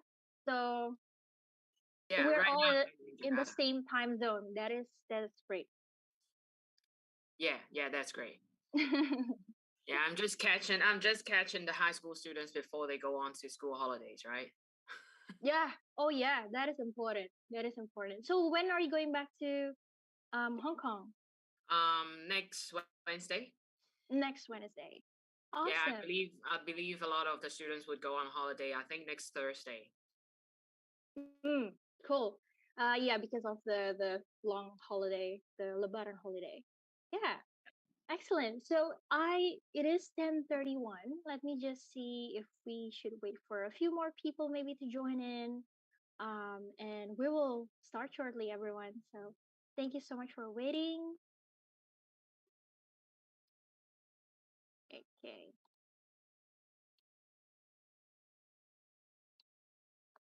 Okay.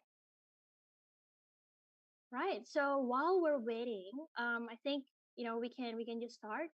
I will do a bit of introduction about all in as well in the beginning. So everyone, thank you so much for being here this morning and spending your weekends. I hope that our session will bring great benefits to all of you here who are participating. So before we start. I just want to welcome everyone. My name is Andra. I'm one of the mentors here in All United Space, and I'm so glad to have all of you here in the session. Today we're going to explore in-demand majors at world's best universities. But before we go into it, I would like to introduce All United Space, just in case some of you, you're not familiar with what we do, with what we do yet. But I hope you already do. So um, we're from All in EduSpace. We provide university preparation with three programs: admission mentoring, career exploration programs, and academic preparation courses. Now, our admission mentoring program, it is a one-on-one mentoring with two different processes running in parallel. It's the first is the university admission preparation, obviously, and also profile building. Now, for university admission preparation, some of the things we help students with are to shortlist universities. We help them prepare for their essays and interviews as well. Now, while for profile building, we help them to explore outside of their studies to gain more experiences. And it's through volunteering, through interning, because it's ultimately to build their CV. Now, the second program that All In has is career exploration programs. Just getting into a good university is really just the starting point. And here in All In, we want to make sure that students are able to gain as many experiential and hands-on experiences as possible before they decide which major and career path they choose, right? Now, that's why we have programs such as the Global Immersion Program, which are separated into three. We have the business focused program, we have the science research focused program, and community empowerment focused program. And finally, for students who need help in academic, we have academic tutoring and standardized test classes as well. So, in this session today, we'll be looking at the emerging careers and majors in the future, the requirements to get in, how to build up your profile, and what to do next. And at the end, we will have Q&A session. So feel free to drop your questions in the chat box along the session, everyone.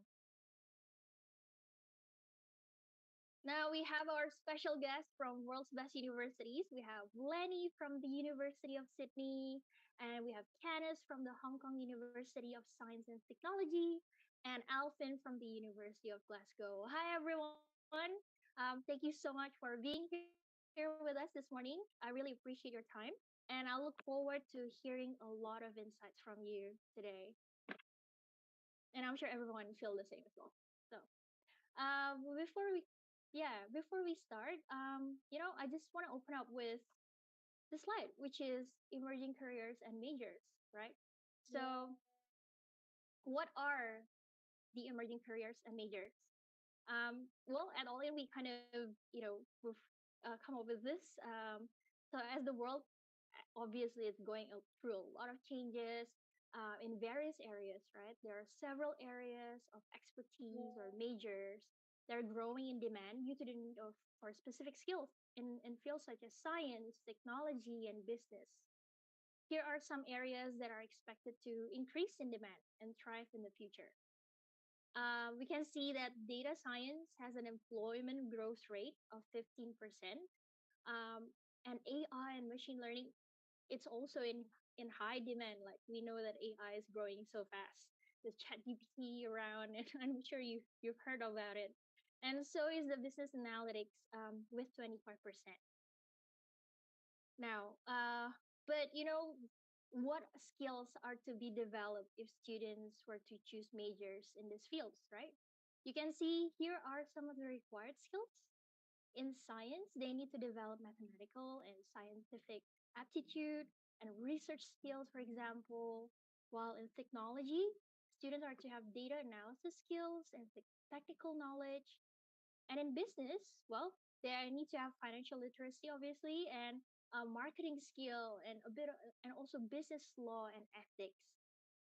But ultimately, we find that across all of these fields, students need to have these three transferable skills: is the critical and analytical skills, leadership, and communication and collaborative skills.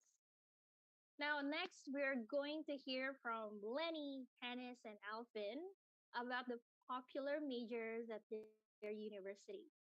So, hi, Lenny, Hannes, and Alvin. We would love to hear from you. What are the most in demand majors at your university? I don't know. Maybe we can start from from the University of Sydney first. So maybe from Lenny first, and then Hannes, and then Alvin. Sure. Yeah. So Thank you. I think in terms of major, it's really similar with the slide that you just presented. So IT, for example, and science has been really increasing in terms of the demand. So there's a lot of students going to that major.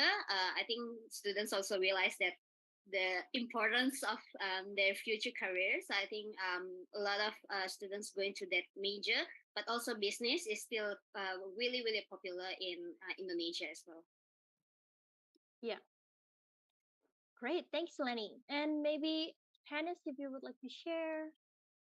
Yeah, sure. So, well, before I want to go deeper into the in-demand majors at the HKUSD, I love to briefly give you an insight about like how is it like HK in HKUSD. So we are a world-class research-intensive university, well, focusing on science, technology, and business, which actually mentioned in the previous slides that we offered actually most of the most in-demand majors and help you to develop in the most in-demand careers as well.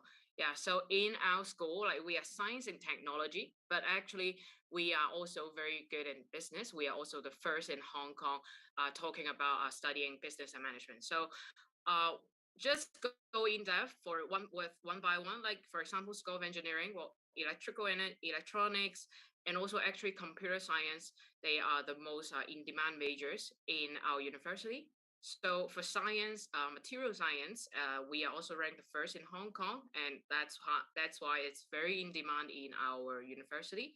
And for business and management, well, we have a wide range, like broad horizon of business areas. So I would say, the most popular major here would be the global business. Yeah. Right. Thank you. Thank you so much for sharing. And yeah, what about Alvin? What about in the University of Glasgow? Okay, thank you, Andrea. So basically, it's almost the same like Lenny and also Canis, but I think for Indonesian student right now, they more really focus on STEM as well. Hmm.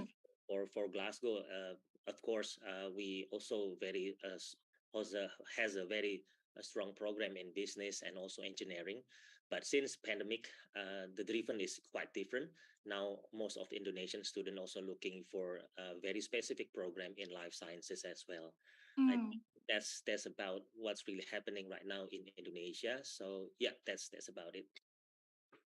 Right. Thank you so much. And maybe I would like to talk about the academic system as well, or like the learning style in your universities. Maybe if you want to share, is that yeah? Who would like to share first? Yeah, I can go ahead. Yeah, sure. Okay. So well, studying here, we have well, students. In order to graduate, you need to take about 120 credits for the 4 years. So each year you will take about 30 credits. That will be about 10 courses. But normally students would try to take more than that, like try to get better merits, because like sometimes they can like cover one course with another better performing course. Yeah. So, and then each, well, we also have a common core curriculum here. So what means by common core is that apart from developing some professional development in your own major or in your own area, we also encourage students to be developing in an all-rounded future. Yeah, so that's why the Common Core would require our students to take some courses out of their own major. So, for example, students from engineering, they would be taking some business course or social analysis course that it's compulsory, so that they have at least some of the interdisciplinary mindset apart from like being in a science student, being an engineering student. And also we also encourage some experiential learning. So we also have some compulsory credits for them to have some, for example, undergraduate research. Well, research, we are research intensive university, right? So we have some more programs dedicated to research, not only for postgraduate, because we think that research is not only for postgraduate students, but if students have the interest there, they should like develop their research skills earlier, so that when they pursue further studies, they can have a competitive edge when they apply to do research. And also, if they want to experience teaching, they also can join some undergraduate teaching opportunities program. So these are some of the experiential learning that we hope our students to develop themselves apart from their own major or theoretical knowledge that they can learn from classrooms. Yeah, so that is how we want to develop our students with an interdisciplinary mindset and practical mindset before they really go into the society and work or pursue further studies. Yeah. Oh, wow. That's great. And it's the practical knowledge and the experiences that they need to build. Yeah. Thanks. That's a very good point, Kenneth. And what about maybe Alfie? Would you like to go next? Okay, so basically, for University of Glasgow, we run the program for 4 years, for duration. Is really different with the other university in UK, basically, because they run for the undergraduate degree for 3 years. So basically, the first year, the student will be given a freedom to choose whether they want to specialize in certain stream. And I think also the same, like Kenny said, they will have choices to choose from the optional subject as well.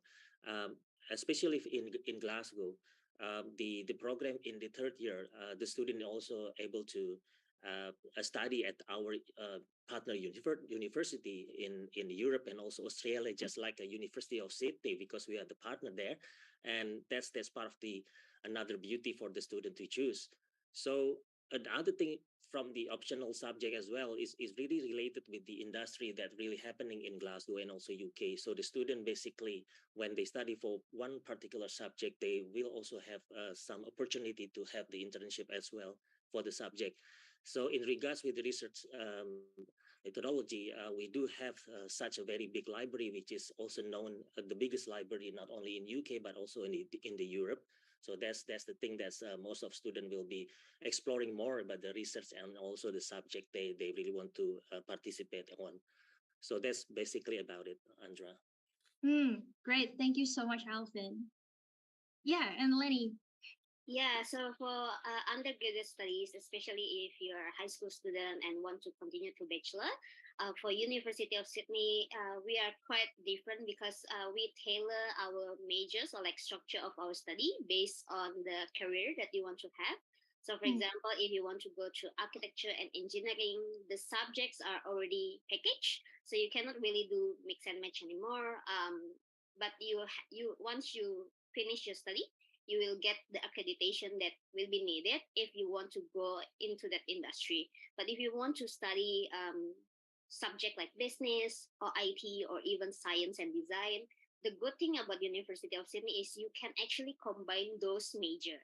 So for example, you can combine computer science together with finance at the same time, and you still finish at the same duration of study. So you can still finish both of these major under 3 years, and then both of these major will be also reflected in your certificate, so people will know that you actually have two combination of skill.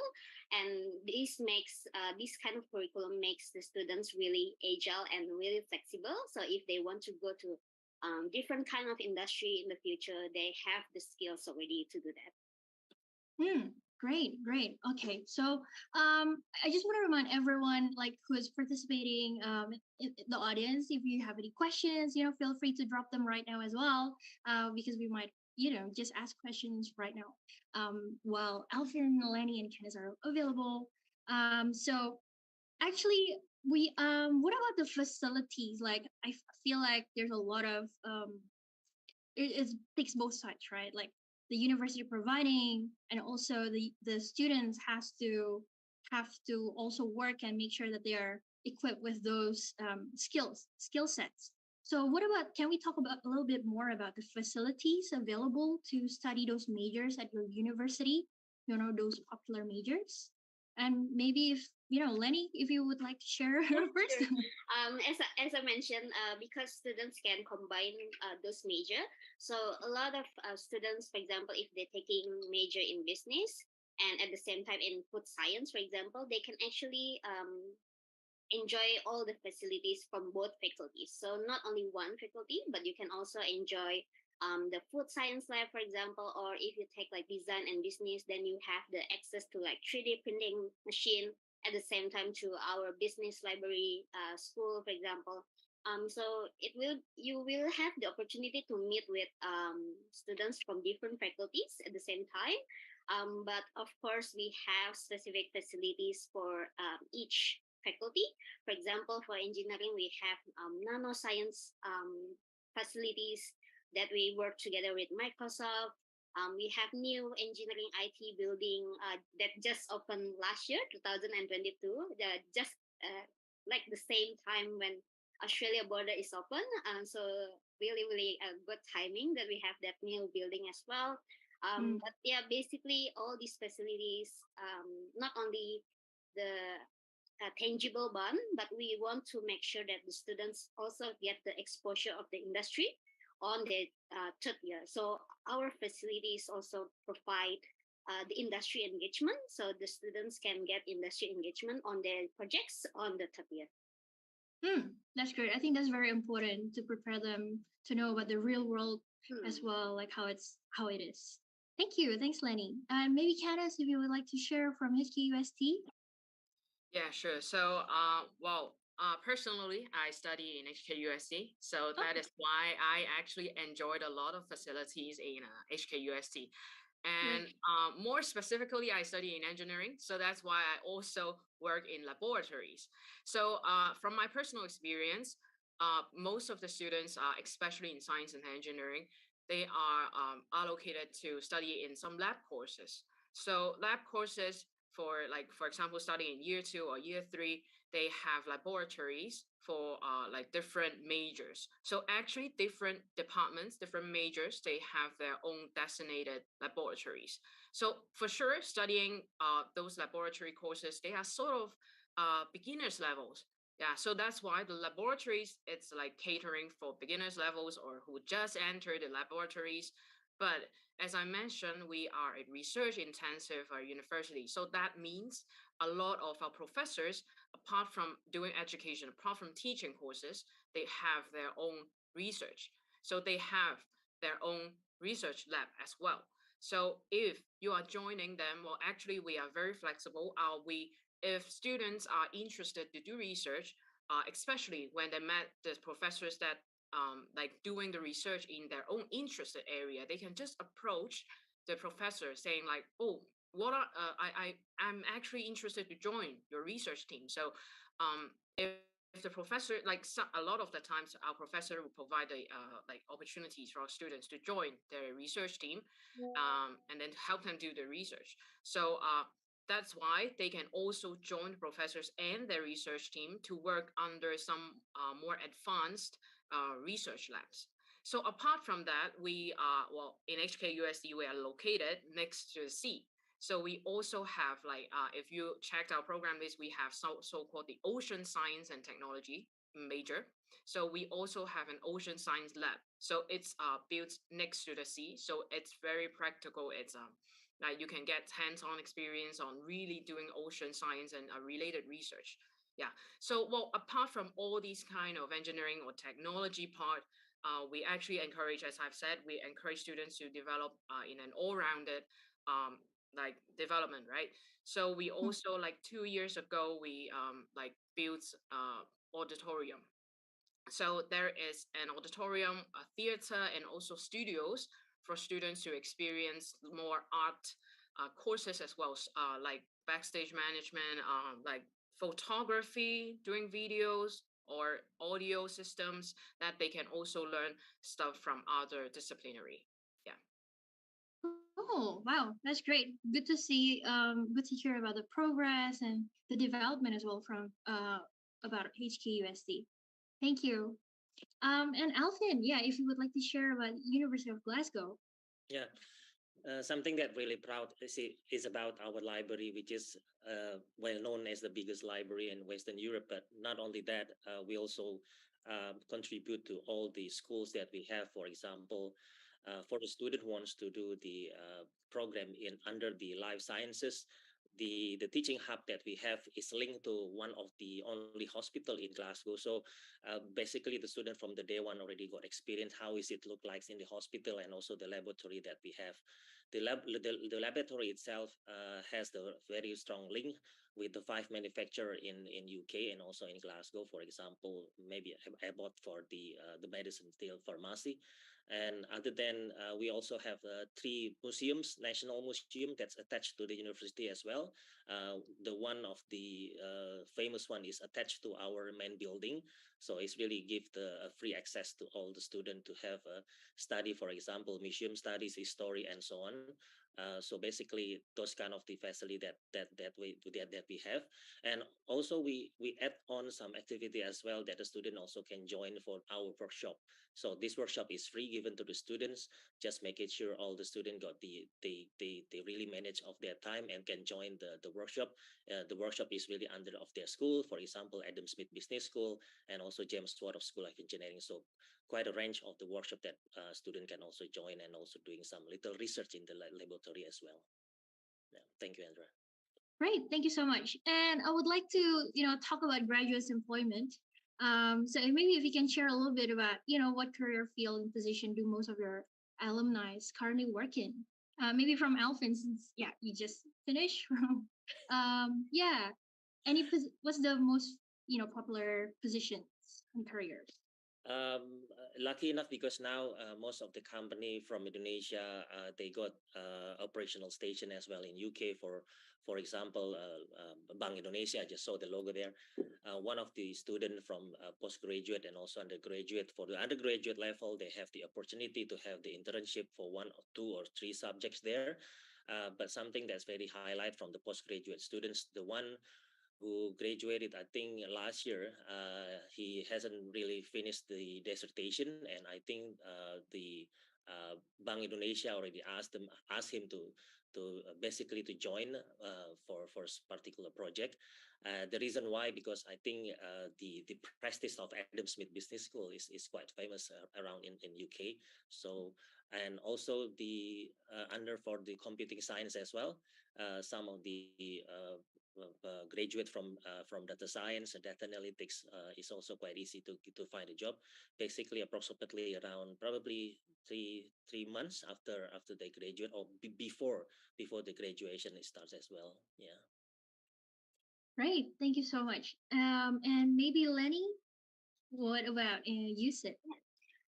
Maybe to give you the context first, in Australia, generally, if students study a bachelor degree or study postgraduate for at least minimum 2 years, once they graduate, they can actually stay longer in Australia to find a full-time job. And they can also do like part-time during their study for 40 hours per 2 weeks. So that makes a lot of opportunity for students who currently study in Australia, or even after they graduate, they can stay longer to find the full job. That's why that's the opportunity coming from the government. But as the University of Sydney, we are actually ranked first in Australia for our graduate employability. So you can check also in the QS ranking. So in Australia, because we are top ranked for the graduate employment, we have a lot of opportunities to work with our partner companies, as I mentioned, like in the 3rd year, because these students have a lot of projects, which we kind of like find the projects for the students, so they don't have to find by themselves. So a lot of students actually being hired from these projects companies even before they graduate. So once they graduate, they can stay longer and then work full time with those companies. But in terms of the sector, a lot of the companies are coming from the IT and then science company and also multimedia company. So like, for example, big names like Google, Amazon, IBM, they have all the headquarters in Sydney. But also a lot of our students go to consultant area as well. So if you're study for postgraduate, for example, you already have like a lot of experience, and then you continue your study in USIT, for example, a lot of them, once they graduate, they stay and looking career for like big consulting companies, like the big 4 one, like KPMG, PwC, EY, or even McKinsey, Bain, consulting company like that. So yeah, I think a lot of our students make the most of the opportunity that provided by the government.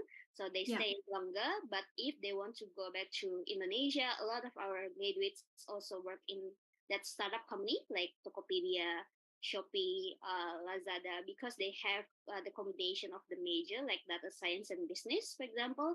So Hmm. yeah, there's a lot of opportunity even if you want to stay in Australia or you want to go back to Indonesia. Right. Thank you, Selene. What about HKUST, Kenneth? What's the career fields? Yeah, so for science, engineering, and business, as I've mentioned, we always love to help our students to develop in their interdisciplinary mindset. So, well, before go into like their career, I also want to mention that if international students come to study in Hong Kong in HKUST, after graduation, you have 2 years time to look for a job. Yeah, so that's a that's a very nice policy from our government that allows students to stay for 2 years here to look for a job. Yeah. So well for students from any types of like major programs, science, engineering, business, they are like trained with a lot of analytical skills and also like very practical skills. So apart from their own major or own professional, they are welcome to a lot of different sectors. And like business students, they don't only go to business. Like science students, they don't only go to pursue further studies. They don't only go to do research or education for science. They are also welcomed to in business sector even. Yeah.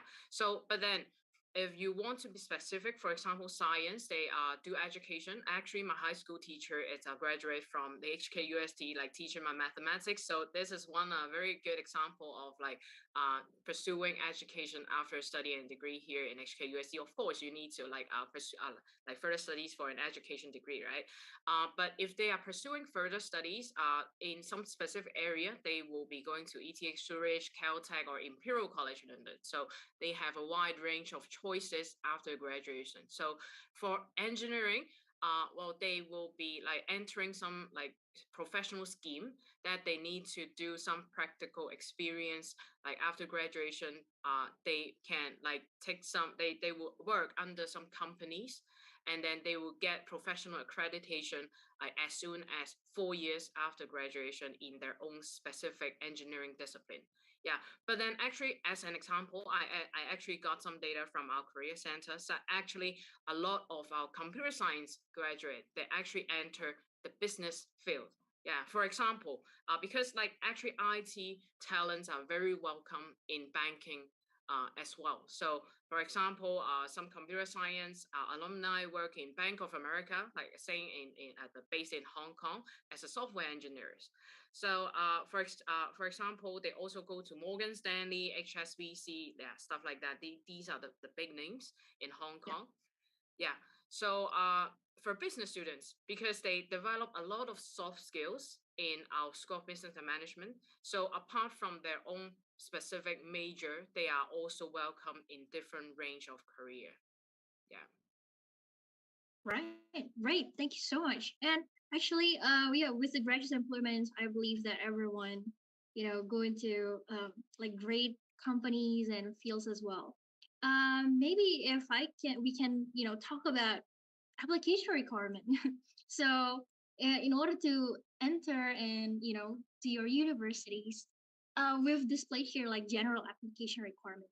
Can we discuss a little bit about these requirements? Maybe if we can start from Alvin first, maybe you can talk about the scoring and what does this mean like on the table here. Okay, thank you. Well, basically, for different program will be required different level as well. For example, we in Glasgow for University Glasgow, we do only accept for majority program from the international curriculum only. So that's basically from the A level, IB, and also the combination from US as well. The program that could accept for the national curriculum, but not really too many. So just making sure that when you apply to Glasgow, just to understand about the entry requirement could be from international curriculum or probably from the national curriculum. So we need to discuss further. For the academic transcript, most of the program in Glasgow, we accept for the A level, which is probably ABB, that's the minimum one. And also from the IB, minimum is around 32 up to 38. So those kind of the level that we're looking for. And additionally, we also looking for the mandatory subject for particular program. For example, if you want to do the business management, you need to do the humanities and also economic studies. Uh, for the international program, most of the students will asking about whether they will need to do for English test, for example, IELTS or TOEFL. When you do the English as a first language level subject, then you will be waived for the tests, sort of like the IELTS or TOEFL. Other than the academic transcript and also reference from your teacher is also important one, and of course the personal statement. The personal statement is the most, I think, something that you can really show to the admission side whether you really understand about you choosing the program and also the industry relation in regards with your program as well, because sometimes you really have to head with someone that's probably the same result as yourself. You got the same profile, get the same ambition, but I think the objective by choosing the subject will be different to other people by people. So that's really important as well to be considered. We don't have a interview in our major program, as exceptional will be in our medicine subject, and other than will be in design or arts, humanities, and social science, but not really too many. So this really depends with the program that student want to choose and apply as well. So I think it's about it. Yeah, great. Thank you. There's a lot of insights there. And maybe with Kenneth, what about HKUSD? Yeah, so I believe that a lot of the university that like Indonesian students love to come are basically similar. We apart from those international qualifications like IB, American pattern or A levels, we also accept national curriculum like SMR. Yeah, so we all quite a lot of accept that as well. So as generally like IB diploma, we would require IB diploma, 3 A level subjects or SAT and AP courses as well. So these are for the international qualifications. So, but these are just minimum requirement.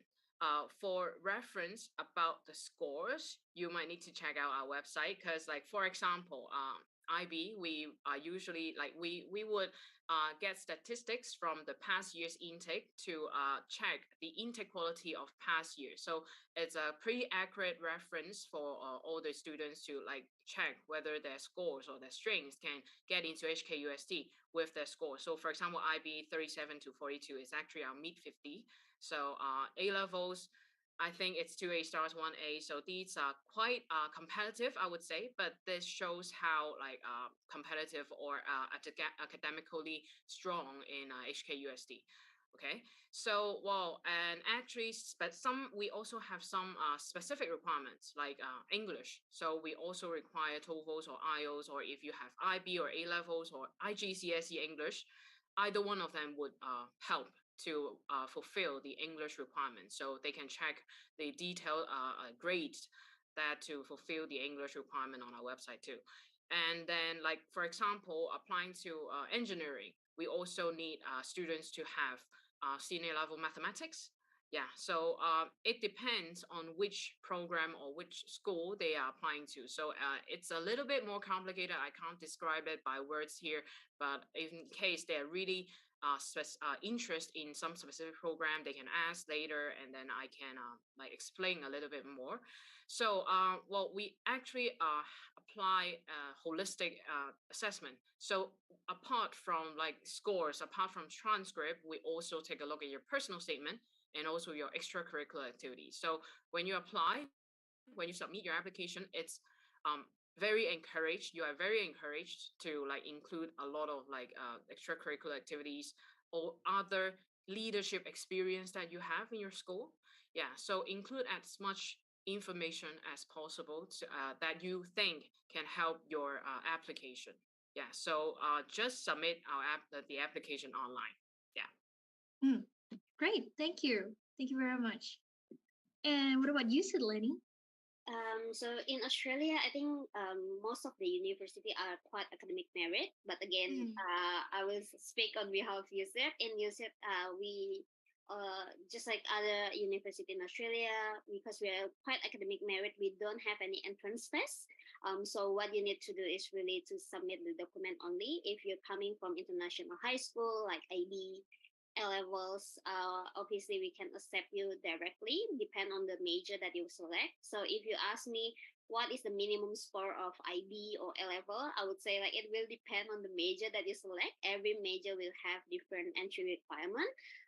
So what I'll do, maybe I'll copy and paste the link on the chat box later to give you an example of like what is the cutoff for each major. So for students, if you're interested to see specific major, you can see it on the chat box later.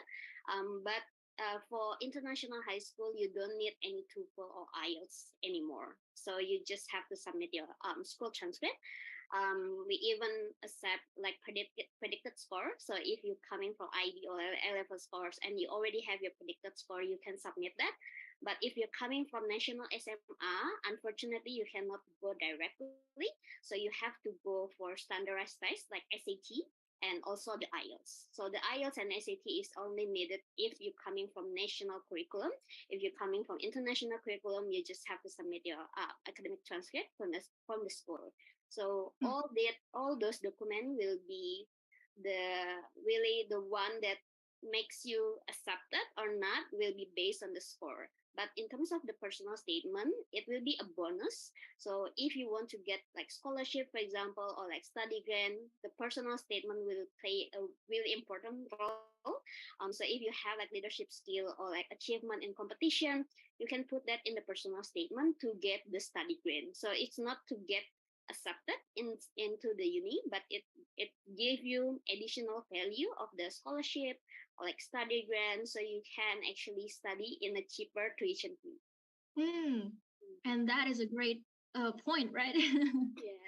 Yeah, and actually, we talk about personal statement. We touch on that a little bit. So Michelle here asked, while we're on the topic, what should we show in a personal statement? Something that university will look for. You did touch briefly on that, like Candice and Alvin, Lenny as well. But maybe if Alvin from Glasgow, can you explain a little bit more about what a personal statement? Okay, so something that I always suggest to the applicant, and also this is something that I also discuss with the admission, they really want to know why you're choosing the subject, because some Mm. students still doesn't really know about why they choosing the subject. So this is something that the admission want to look at very in detail. So the suggestion that I could make here is when you're choosing the subject, just making sure this is the very wise chosen for the subject, and it's really related with your passion as well, because not only based on the ranking system, not only from the QS ranking system, but something that you really know about the program, and also related to the industry field that you want to be expertise in that one. So this is something that the admission want to see why you're choosing a subject, choosing very wisely, the industry related, and really based on your passion as well. Yeah. Yeah, thank you. I can see that Lenny was nodding her head. Were you agreeing with all of that? Everything that Alvin said just then? Yeah, it's quite similar. So in USEP, we have a bit of template where we ask question to three questions to the students. So the first one will be really tell us about yourself. So we want to know you a little bit more better. So something like outside the academic, because we already see your transcript. So we want to know the information outside the transcript, whether you join club or societies, whether you join any competition. So we want to know a little bit more about yourself. And secondly will be same with Alvin, like why you choose this major or like why you choose this university. So we want to see the level of research that you already done for getting into that specific major. And the last question will be like, what do you want to do in the future? So we want to make sure that, okay, when you want to go to this specific major, whether it can fulfill your future dreams or not, we want to make sure that you are already aligned on that pathway. So, for example, when we read about the personal statement and we know that, okay, you actually want to have a career in that specific industry, we can suggest better. So we can have like better consultation during the application process. So that will be like 3 questions that we actually ask to students. So yeah, really similar with Glasgow. Yeah. Thanks, Lenny.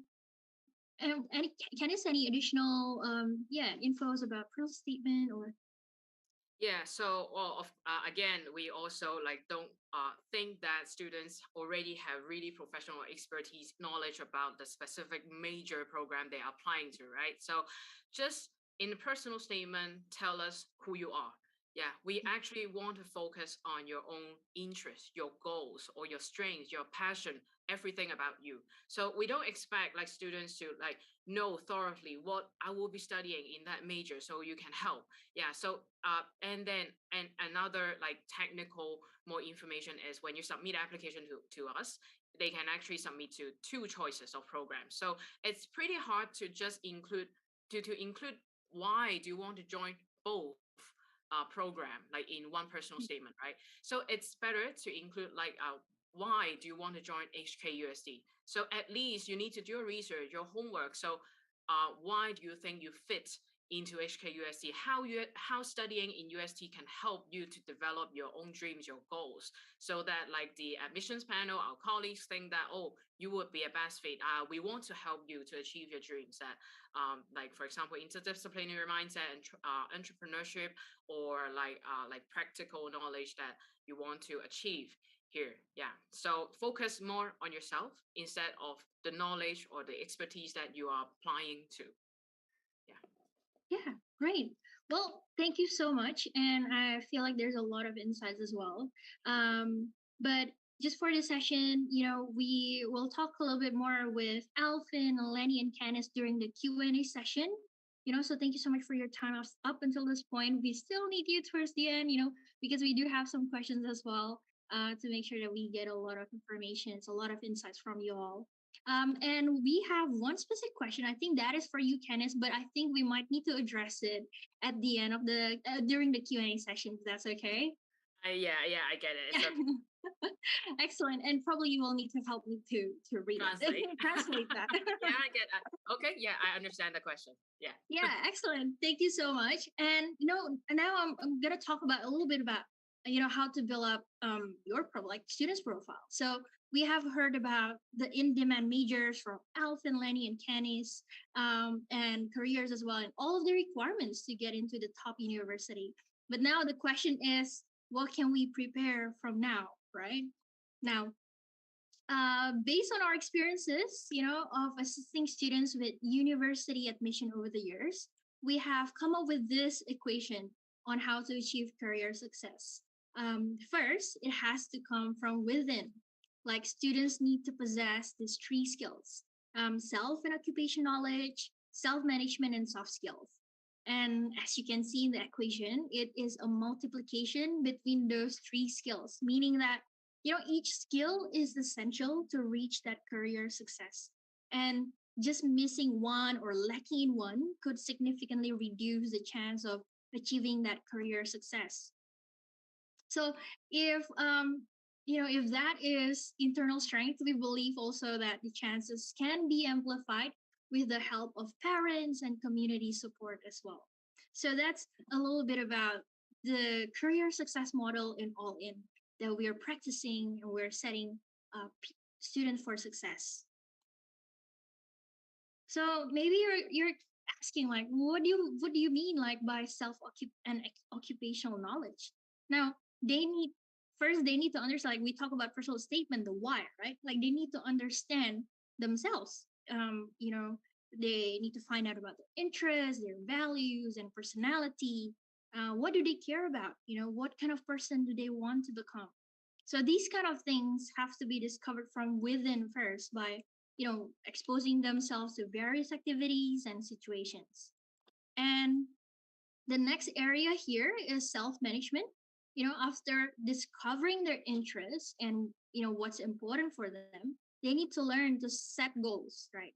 And have the perseverance to pursue and reach these goals. But along the way of reaching those goals, they need to equip themselves with the right soft skills. such as leadership and communication skills. It was mentioned before as well, and to make sure that they are really ready for the industry, the real world out there. Now, these are just some examples of the internal strength, but basically, in a nutshell, these are the areas students need to develop to set them up for career success. And also throughout our experiences, we discovered that parents and community also play a great role in ensuring the success of the students. Parents can definitely contribute by giving compliments and appreciation. You need to communicate with your kids about their progress, right? If you see a noticeable improvement, acknowledge them for it. Or you probably notice a lack of motivation. Ask them what's happening, and maybe find out what the cause is first, because sometimes they just want to be listened to, right? They just want to share as well, but maybe they're not sure how to and who to share. Now, parents can also definitely also help to search for activities that might support their interest exploration, and that is really important as well in the early stage. And this ties in with the help of community, because community is a great place for them to explore and develop their skills. And there are available workshops, and probably workshops that are not available in a normal school settings. For example, like leadership camp or community service program. And it will be very helpful for them by joining these kind of programs, because it will expose the students from them to other students, other peers from different schools, and it will also help them to help their collaboration and teamwork skills. It will develop those skills, and hey, they might just find a new group of friends that they can rely on and have that great support as well, right? So those are the external strengths of how we can amplify that trajectory for career success. So up until this point, we have learned about the requirements, and I've just introduced the career success model and all in. But you probably want to know a real example of how we help our mentees. So here I have, let's just call her Mentee B. Mentee B is interested in biotechnology. So All In supported her in exploring biotechnology. We want to make sure that she is certain with her choice. We provide assistance and direction while exploring. So we ask her, questions to dig out the why behind her choice, and we suggested her activities to explore biotechnology. So we suggested some activities such as club or organization activities, competition, community service projects as well, and internship. And all of these activities, they can be done during her summer break. It was done during her summer break, as we want to maximize her holiday season to build up her profile. So an example of the activity that she did was to join science research immersion program. And I would like to show you a sneak peek of All In Science Research Immersion Program in the next slide in this video. So, okay. Just want to make sure that I have my sound on. Just a moment.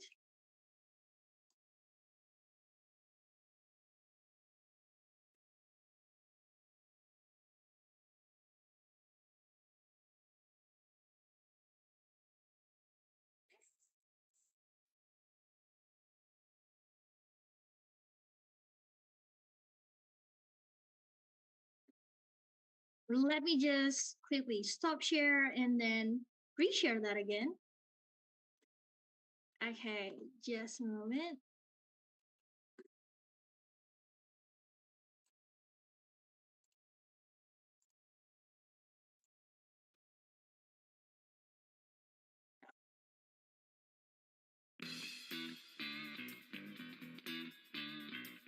This is All In Science Research Immersion Program, a 5-day program that brings students to experience hands-on lab work using cutting-edge equipment, presenting their first scientific review in a mini symposium. Through a mix of workshops, corporate visits, and lab experiments, students are exposed to genetic engineering, renewable energy, medicine, systems engineering, robotics, and AI. At the end of the program, students present their literature review findings in front of university professors. Through this program, students will be able to develop a scientific mindset and research skills, get ready for independent research work, and connect with industry professionals and like-minded peers, and build networks and friendships globally. On top of that, students will also get a chance to present their findings in a mini symposium, combining the discovery, perspectives, and insights from their interactions with professionals and the impact they want to bring to the world. This is what All In aims for every student. To take on their future, hone their skills and potential, give back to the community, and aspire, learn, and lead others. Great. So that is the All in Science Research Immersion Program. So from that program, Mentee B actually practice both her hand skills through workshops and lab experiments, and also her soft skills through networking with professionals and even studying out her own research project. Now that she has explored and is sure of her major choice, next we focus on building up her profile by continuing her previous project and scaling it up. And we start preparing for university essays and as well to set her up for success. So those are some of the activities that we do to help our mentee explore and to build up her profile and eventually prepare them for the university essays, because that is a very important aspect as well of the application process. So what I have shared is basically an effort to support our mentees achieving their career success and by developing their internal strengths through various programs and activities. And the explanation that I gave just then, it was really just scratching the surface. This will be discussed more and it's more in depth in our next session at 1:30 p.m. So we have our co-founder Nicholas and with Inalim from Jurusanku, they will discuss all in career success model more in depth.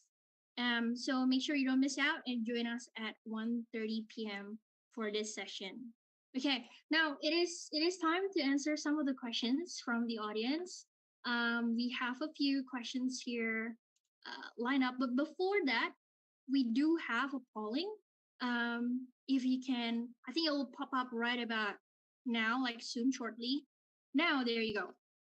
So we have this polling. Maybe we can, answer. So the purpose of this polling is just to know where are you at and what do you need help with. So All In, can identify that and provide those help for you. So thank you so much for filling up the poll. So while we're waiting for some people to fill it, maybe we can start from the very first question for Candice. Yeah, So yeah, if you don't mind translating it for me, please, Candice. yeah, sure. So actually, Peijong, like I think I'm pronouncing it right. Peijong is asking what language we are teaching in HKUSD, and also about the Asian community and any activities among the Asian activities. Yeah. So in HKUSD, well, let's talk about the teaching language first. So 99.9% of our courses is taught in English. So basically, I would say all of them. And the 0.1%, it's actually the Chinese communication. So, well, actually in Hong Kong, most of us communicate in Cantonese or Mandarin. So Chinese communication courses just help you to learn some survival, at least to learn some survival Chinese here, right? But actually, firstly, not a problem at all if you don't know any Chinese, because at the point of admissions, we don't require any Chinese proficiency. Yeah. So the Chinese course we have different levels for all students. So because this Chinese course, it's mandatory for all students, including local Hong Kong students. So it will depend on your current level of Chinese. Like if you don't know any, you'll be assigned to a beginner's course, learn survival Chinese. But if you know some already, you'll be assigned intermediate course, or if you know Mandarin already, you will be assigned to advanced course. So you don't need to worry about like learning Chinese here or surviving here. And also HKUST, even for Hong Kong students, even for other nationality students, we can all communicate in English. So you don't need to worry about that at all. So for the Asian community, we have a lot of student societies, association, and then they will be very accessible for all the students once you enter our campus. So actually, one of the reason why I am here in Jakarta, it's actually I'm later I'll be in a welcome session for Indonesian students who are coming to study at HKUST in coming September. So I will be at least gathering the students and parents that like who will be coming to Hong Kong together in September. So at least you can first already know a batch of friends who are coming from Jakarta to like study in HKUST. And more to that, that actually Indonesian students are one of the biggest group in our international students body. So you don't need to worry at all to meet people from your own country, because I know it's somehow difficult to like really study abroad, like because there's so many things to worry about. It's a totally new environment to the students, right? You are really studying abroad, leaving your family, leaving your own high school friends. You are going to meet a bunch of new friends. It's sometimes it's hard, so it's good to have your own community. Yeah, so that's why we have a lot of student association that you will be you'll be like they will be reaching out to you. Yeah, you don't need to like find them, they will find you. Yeah, so you don't need to worry about that. Yeah, so we will also try our best for like the new students where to do some university orientation to give them as much support as they need when they come into HKUST. Yeah, so they don't need to worry about that. And personally, as a staff, I know like English, Cantonese, Mandarin. So like people from different backgrounds, they can always look for help. Yeah. Great. Thank you so much for that. I hope that answers your question. And so I do have next question is from Leo. So it's a he said, "Hello, my daughter has interest in some areas. How can she be sure in which area she likes best and know which area she should focus on to prepare and decide for her university major?" Yeah, maybe if you can give some insight or personal experience, maybe I don't Yeah. know, maybe you can share some stories. Thank you. Yeah, sure. So, well, I'm not sure if Leo is asking about like our university programs or maybe some support from Olin as well. Yeah, I do think Yeah. like after the introduction from like Andra, they also like provide a lot of resources and programs. And well, in HKUST we have summer programs. Yeah, we welcome international students like year 10, year 11 to come to Hong Kong to study for some summer programs so that they can learn like try to experience some courses in some specific areas. Yeah, like in summer. Yeah. So and then like they actually don't need to worry about like really decide on the major at the points of admission. Yeah, of application, because like in HKUSC we are broad based. We have a very broad based admission.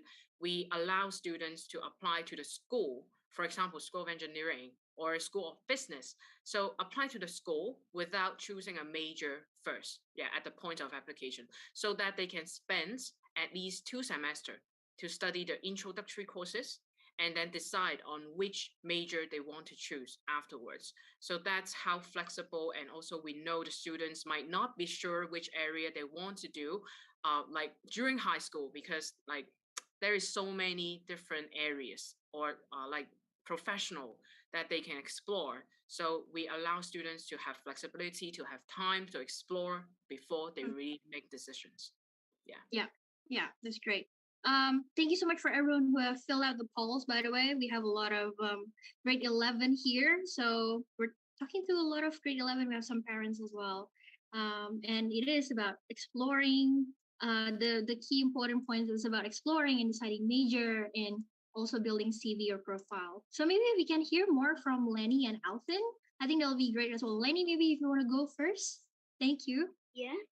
So to expose yourself into a lot of activities, I think will be the best option.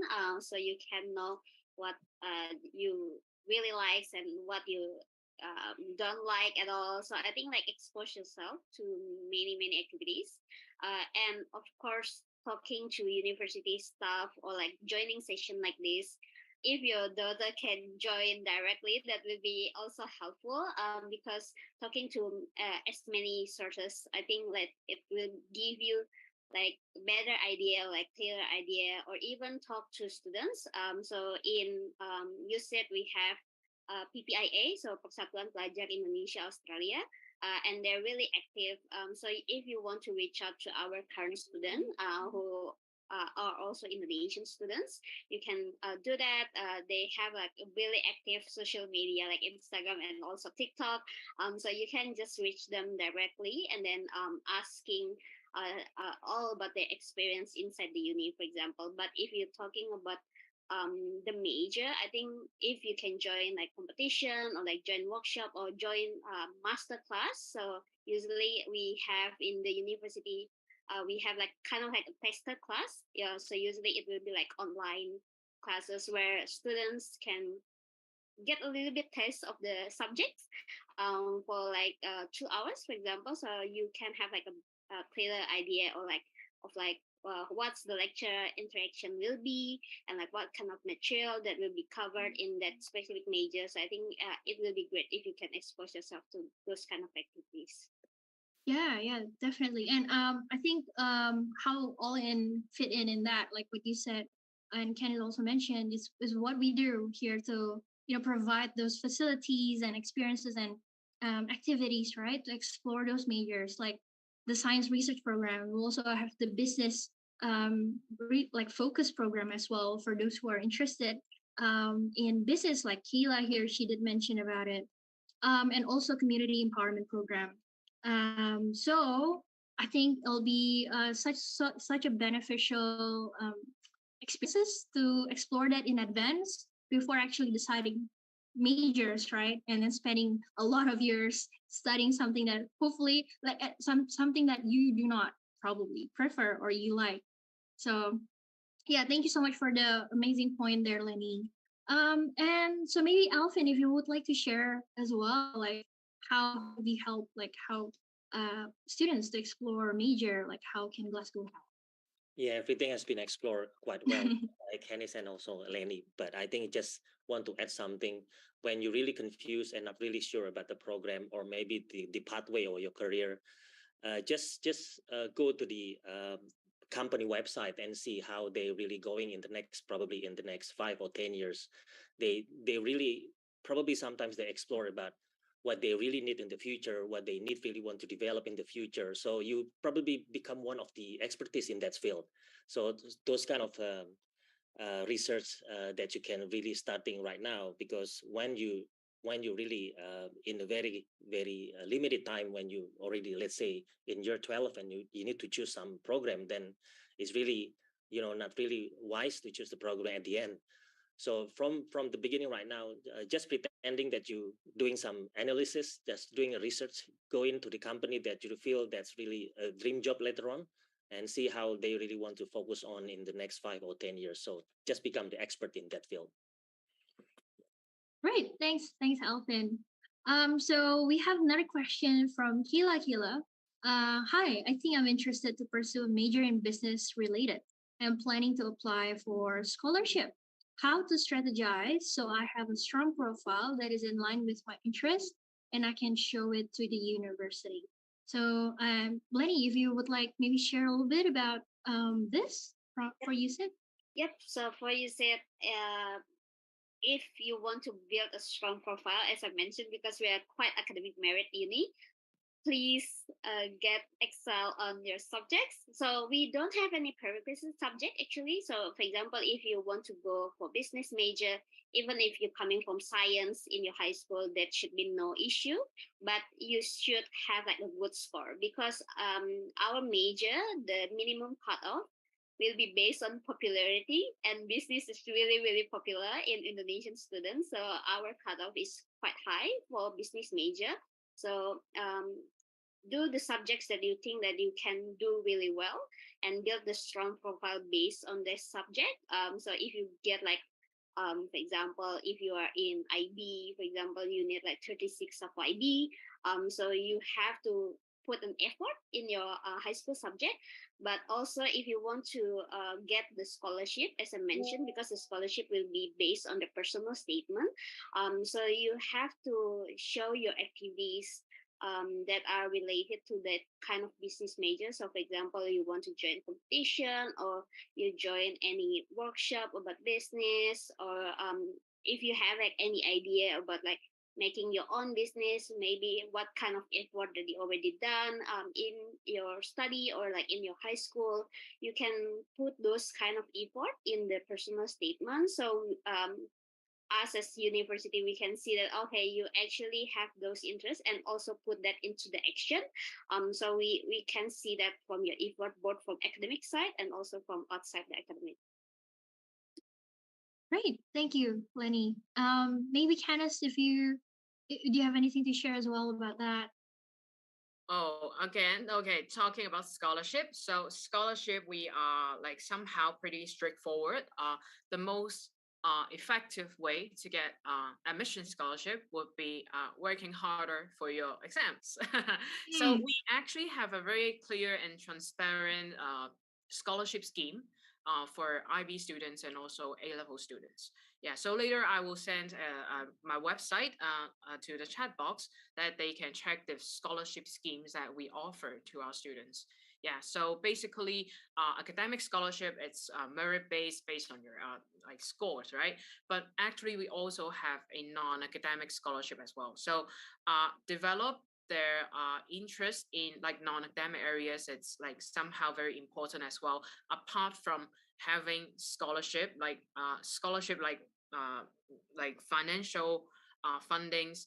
Apart from that, if they apply to that scholarship, they will have higher chance to get an offer from us too. So like just develop their interest, just like know about your son or your daughter's interest or your own interest that can help them to develop furthermore. Yeah, it's not only about academics, of course, but just academic scholarship is quite straightforward for us, but we also have non-academic scholarship. Yeah. Great, thanks a lot, Candice.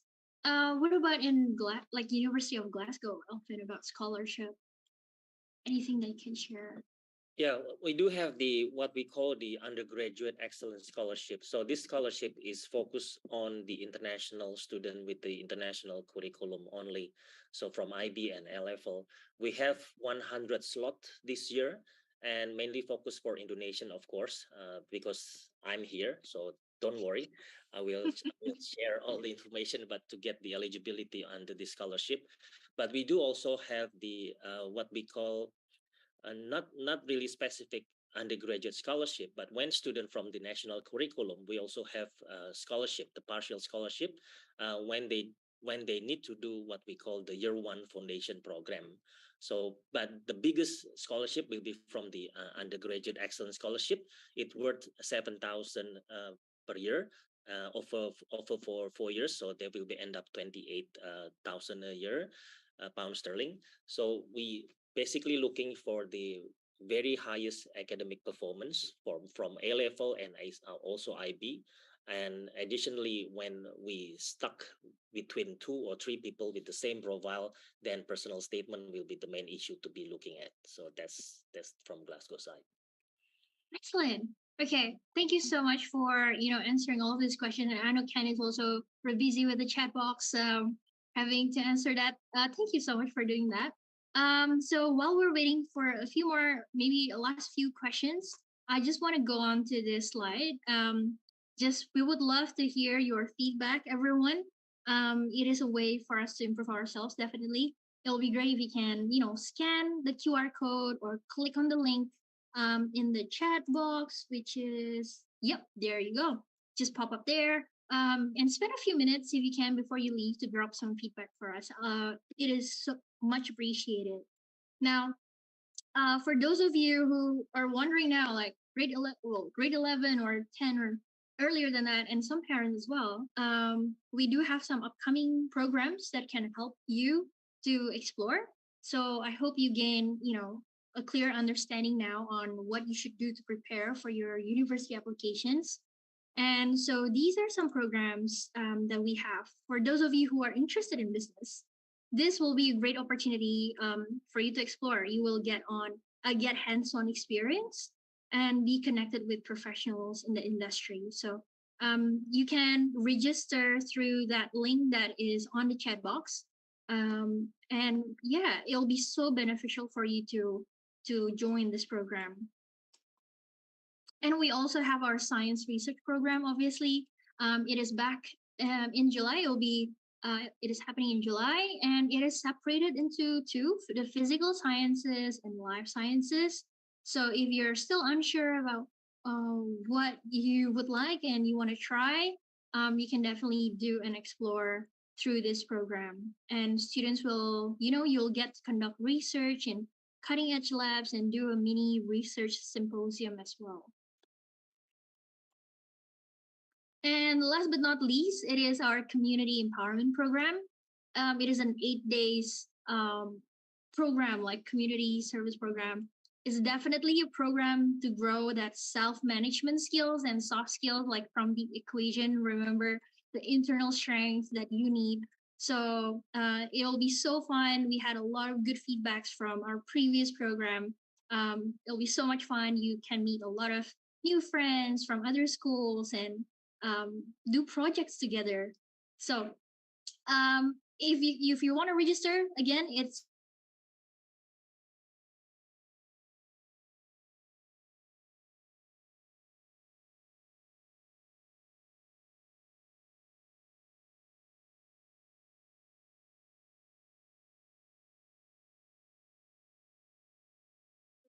Oh, sorry. I think Andra is being cut off. So, okay, let's just wait a bit for her to come back. Thanks, everyone. But yeah, then again, if you are interested in community empowerment program and you'd like to do something during the summer, you can totally join our community empowerment program at this link.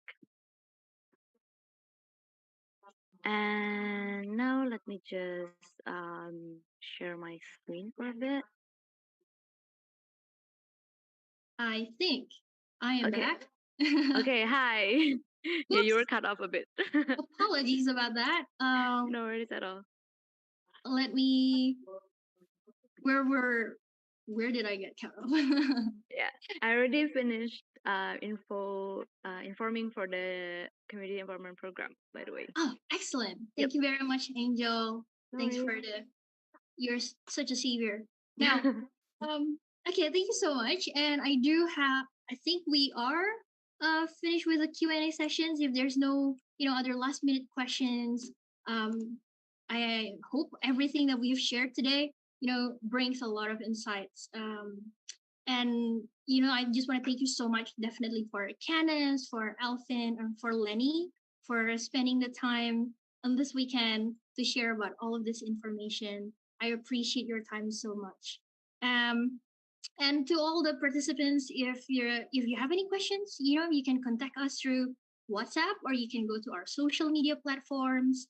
And remember to join our next session at 1:30 p.m.